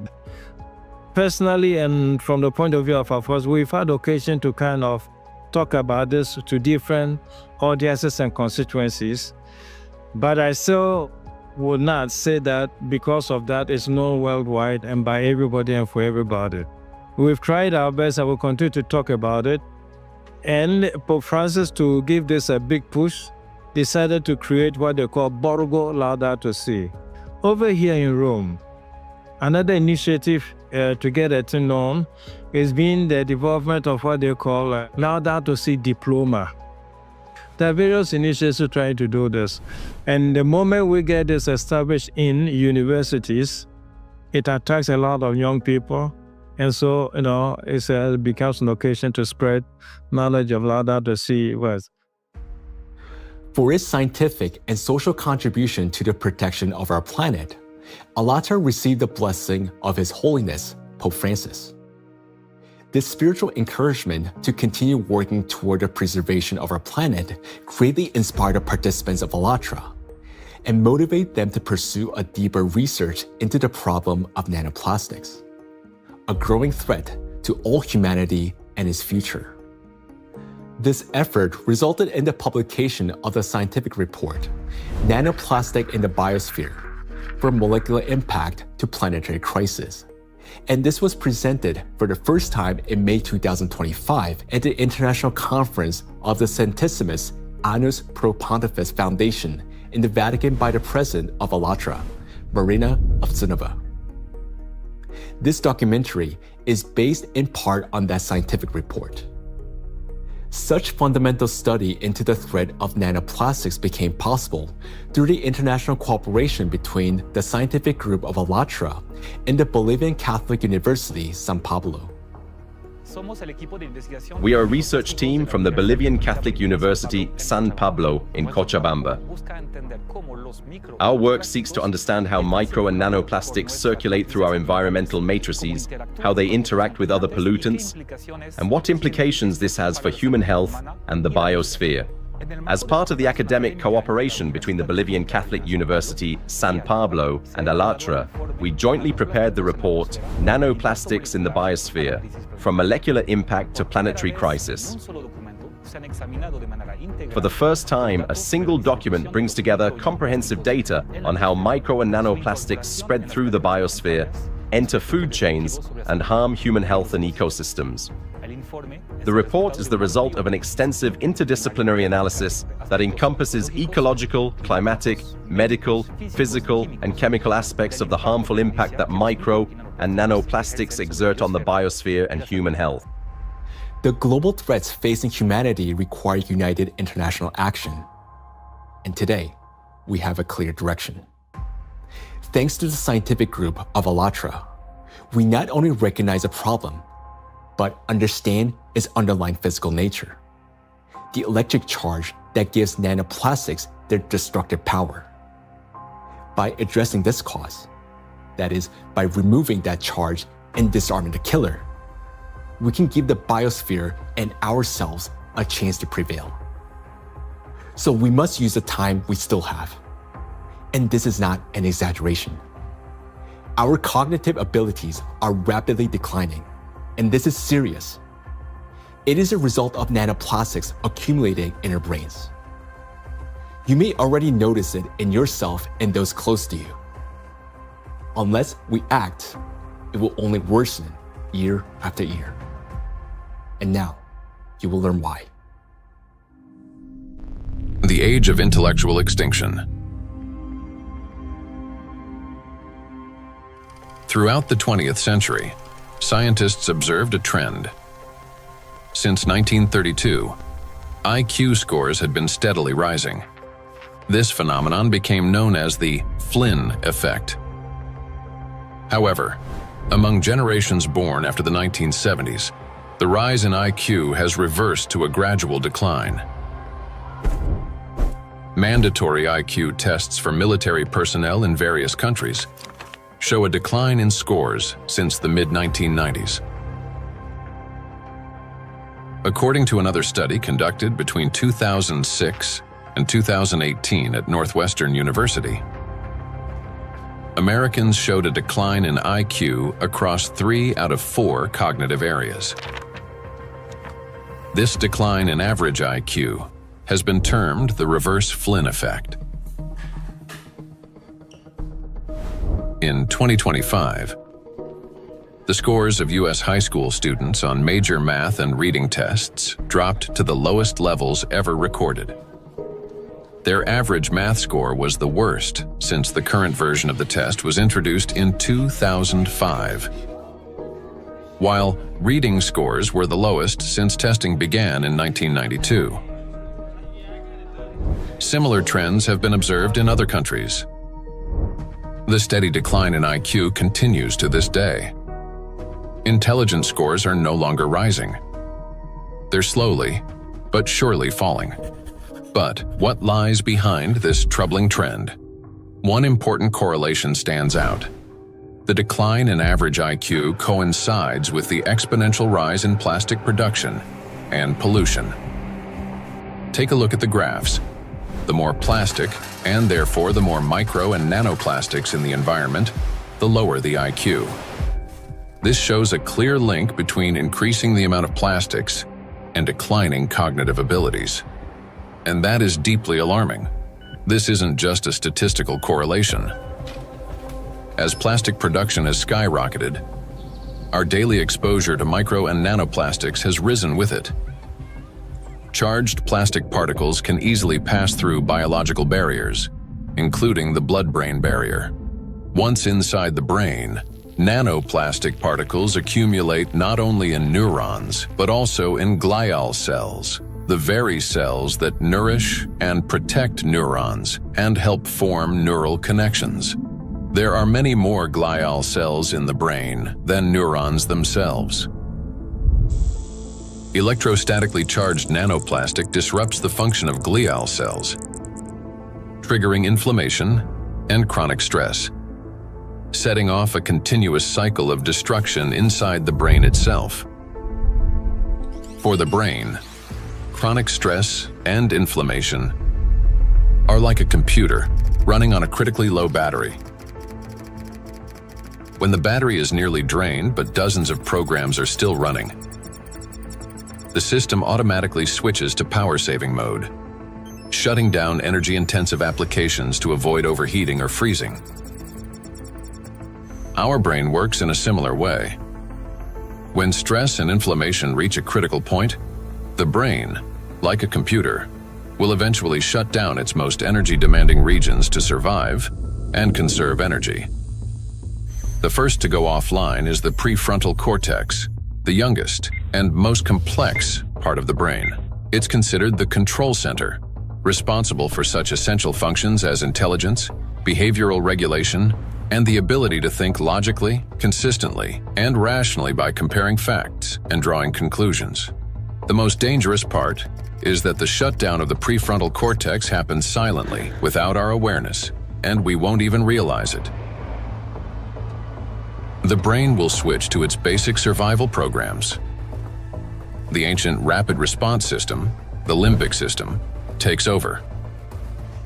Its key structures, the amygdala and hypothalamus, trigger the fight, flight, or freeze reaction, fast, impulsive, and without time for reflection.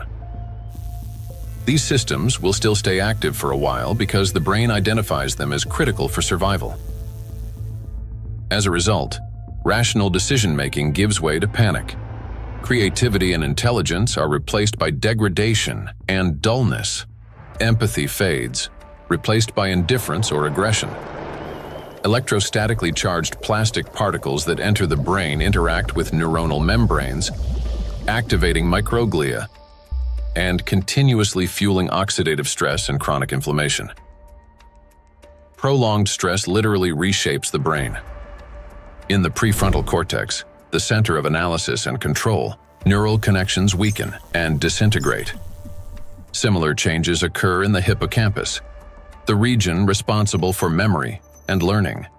Neural connections fade away, and the hippocampus deteriorates. In the amygdala, the centers of fear and anxiety, the opposite happens. Connections strengthen, anxiety and aggression intensify, and panic attacks may develop. The brain reorganizes itself.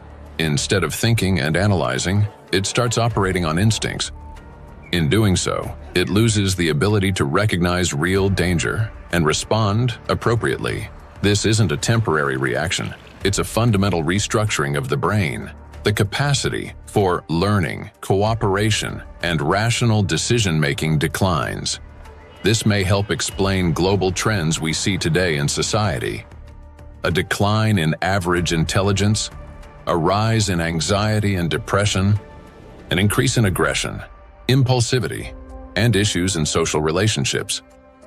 As the amount of plastic in the environment continues to grow, the reverse Flynn effect will only become more pronounced. People won't just become less intelligent, they won't even realize it. They'll become captives of a reality distorted by their own brains. As a result, humanity will lose the ability to perceive the world, events, and even obvious threats adequately. They'll no longer be able to connect facts logically, and therefore will lose the ability to make sound decisions. That will mark the end of human thinking. Our cognitive decline is already underway. This is not a prediction, but reality. Plastics are making us less intelligent and less capable of responding to crises. They're damaging the regions of the brain that are responsible for memory, attention, problem-solving, and creativity. The very abilities we urgently need to achieve scientific breakthroughs and to find a way to neutralize the threat posed by micro and nanoplastics. And we have very little time left to make the right decisions. Yet, the loss of intelligence is not the worst that awaits us.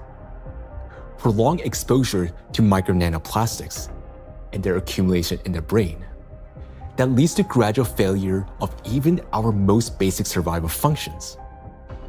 In other words, we risk losing not only our ability to think, but our very ability to live. And if that sounds like an exaggeration, consider the bees. Because their body mass is much smaller, the concentration of plastics in their brains is much higher. They already live in the world that we are now rapidly entering. Microplastic can enter a bee's body through its thin cuticle, or along with food, and within just 72 hours, it reaches the brain. From there, as in humans, it triggers synaptic damage, neuroinflammation, cell death, and neurotransmitter disruption. The bee loses body mass, its metabolism slows, and its immunity weakens. Its sense of smell, memory, and navigation begin to deteriorate, and bees stop recognizing their own colony and can no longer find their way back to the hive. With prolonged exposure to nanoplastic, the damage becomes fatal. The bee's nervous system collapses under the strain, and some simply drop dead in mid-flight. Look at this photo. You can see the brain of a bee that has been penetrated by nanoplastics. This amount of nanoplastics was enough to cause serious cognitive impairment in the bee. What is a critical point beyond which, like the bee, we stop recognizing the world around us and die on our way home? If nothing changes, this is a future that awaits us. It's also important to acknowledge that there is no safe level of these chemicals in the body. So while the manifestation may take time at a lower doses, it is not immune, that at lower dose it's safe to have that. And why is it important? I think it's important for so many reasons, because as soon as we define the threshold,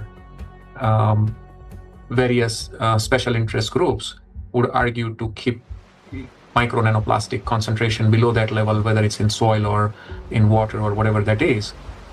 And what does that mean? Is that we are allowed to have some degree of micro nanoplastic in our sources, air, soil, water, and so forth. But it's a cumulative impact, we have to remember. It's not a particular threshold at any given point in time in the source of whatever we are consuming, but it's a cumulative impact in our brain. And we don't know that, honestly, because it's the factor of time there is going to be different for bee than for a young child who doesn't have a fully developed brain versus an adult brain. Let us recall that a single nanoplastic particle in the human body is not equivalent to one dead cell. After destroying one, the same particle does not stop. It continues traveling through the body, killing one cell after another. So even the tiniest amounts of nanoplastics will damage the brain. And that's why there's no such thing as a safe concentration. And there will never be. The only difference lies in the rate of destruction. That is, the more nanoplastics there are, the faster the process. These plastic particles destroy the biosphere and the cells within our bodies. They damage organelles and biomolecules, including mitochondria and DNA, leading to reduced energy production, genetic mutation, the breakdown of neural connections, and the disruption of brain signals that regulate our organs and vital functions. All of this happens imperceptibly as we go about our daily lives. Yet, inside the brain, a silent systemic destruction is already underway. The question is, will we as humanity recognize the full scale of this threat in time and find a way to strip micro and nanoplastics of their ability to accumulate and retain electric charge? A threat that must not be ignored. The more I've learned about nanoplastics and how widespread they are and their harmful biologic effects, the more I am really, really concerned about just exactly what's going on, how much it's going to affect now us and future generations, and it's very sobering. And I think it's very important that people need to understand that it's maybe not a big, plastic part which is out there somewhere, but it's the breakdown of those particles, even smaller of these products, in all the time smaller particles, which is then the big danger for us, and that is, I think, something which needs to go into the head of people, because then and in their minds, so they understand that this is might be an avalanche which just comes down the road, but it will come. Or might come, if we don't do anything about it. So that's my point here. So we can't just leave it like that, The most frightening aspect is that nanoplastics interfere with the most fundamental processes of life. Their electrostatic charge breaks bonds, distorts bioelectric signals, and destroys the harmony that exists between cells and entire organisms. It also disrupts the impulse of life, the signal that links a bee to a flower, a tree to the forest, a neuron to the brain. It silences rhythms that have resonated in unison for centuries. This is a threat that cannot wait. It must be confronted now. It is a matter of survival. We can do as much, research, and scientific community does whatever it does, but until this alarm goes to the public, nothing will change, right? It's not a science problem anymore. Science has clearly shown what it wanted to show. Maybe there will be 10 more studies in the next few years, right? And then what, right? Until we change, and this change is based on the public opinion. I want to leave something which is, our legacy should be habitable by our future generations. And that's the pure purpose we all have in common. If we can connect to our own health, I think that is way more powerful and more appealing for all of us to collectively act on this together. I think that's a very important point. And I think at a societal level, we all have to incorporate the other dimension beyond, in our balance sheets, beyond the dollars and pounds and euros and rupees, right, is the health, the impact on the health. And I think that has to be a part of the balance sheet, because what are we making money for if we can't survive or have a good quality of life? Then everything else is worthless for us and for the future generations. I think maybe a reason why I do that, to just show by example that we need to do that. It's my big, hope that I can contribute to a solution, and also to people thinking about it, talking about it, and acting accordingly to make this world a better place, and not just always a worse place for the future, especially for the next generations, and for my son, and for families, and of course all over the world to take care. And I'm trying to contribute the awareness of people, to explain, to show them the risks, and to make them understand the problem, the real extent of problem, to put them into action. So I just want to say one last word, that we only have one planet, and this planet is not single use, so we should consider this. For too long, we have lived under the comforting illusion that there's still time, that humanity will always have a chance to recognize, understand, and respond. But that time has passed already. Our greatest challenge now is to find a solution before we cross the point of no return, while we still have both our intellect and the little time that remains. But for this to happen, all of humanity must first grasp the true scale of what is unfolding. Only then will we be able to direct our full scientific potential and resources toward finding a solution. As we have seen already, no single individual, organization, or nation alone can solve such a complex problem. The scientific community of ALLATRA has been searching for the solution for 2 decades, and although it hasn't been found yet, we know it exists. We understand that the answer lies at the intersection of physics, chemistry, and biology, which means that the solution is achievable, and finding it is essential for survival. Through years of research, we have come to clear understanding that the efforts of the entire global community must be united, and urgently. The challenge before us is enormous: to find a way to strip micro and nanoplastics of their ability to accumulate and retain electric charge across the entire biosphere, not just in a test tube or single organism. And to do so without harming humanity, the planet, or disrupting the Earth's magnetic field. Today, micro nanoplastics are present in every human being, including newborns taking their very first breath.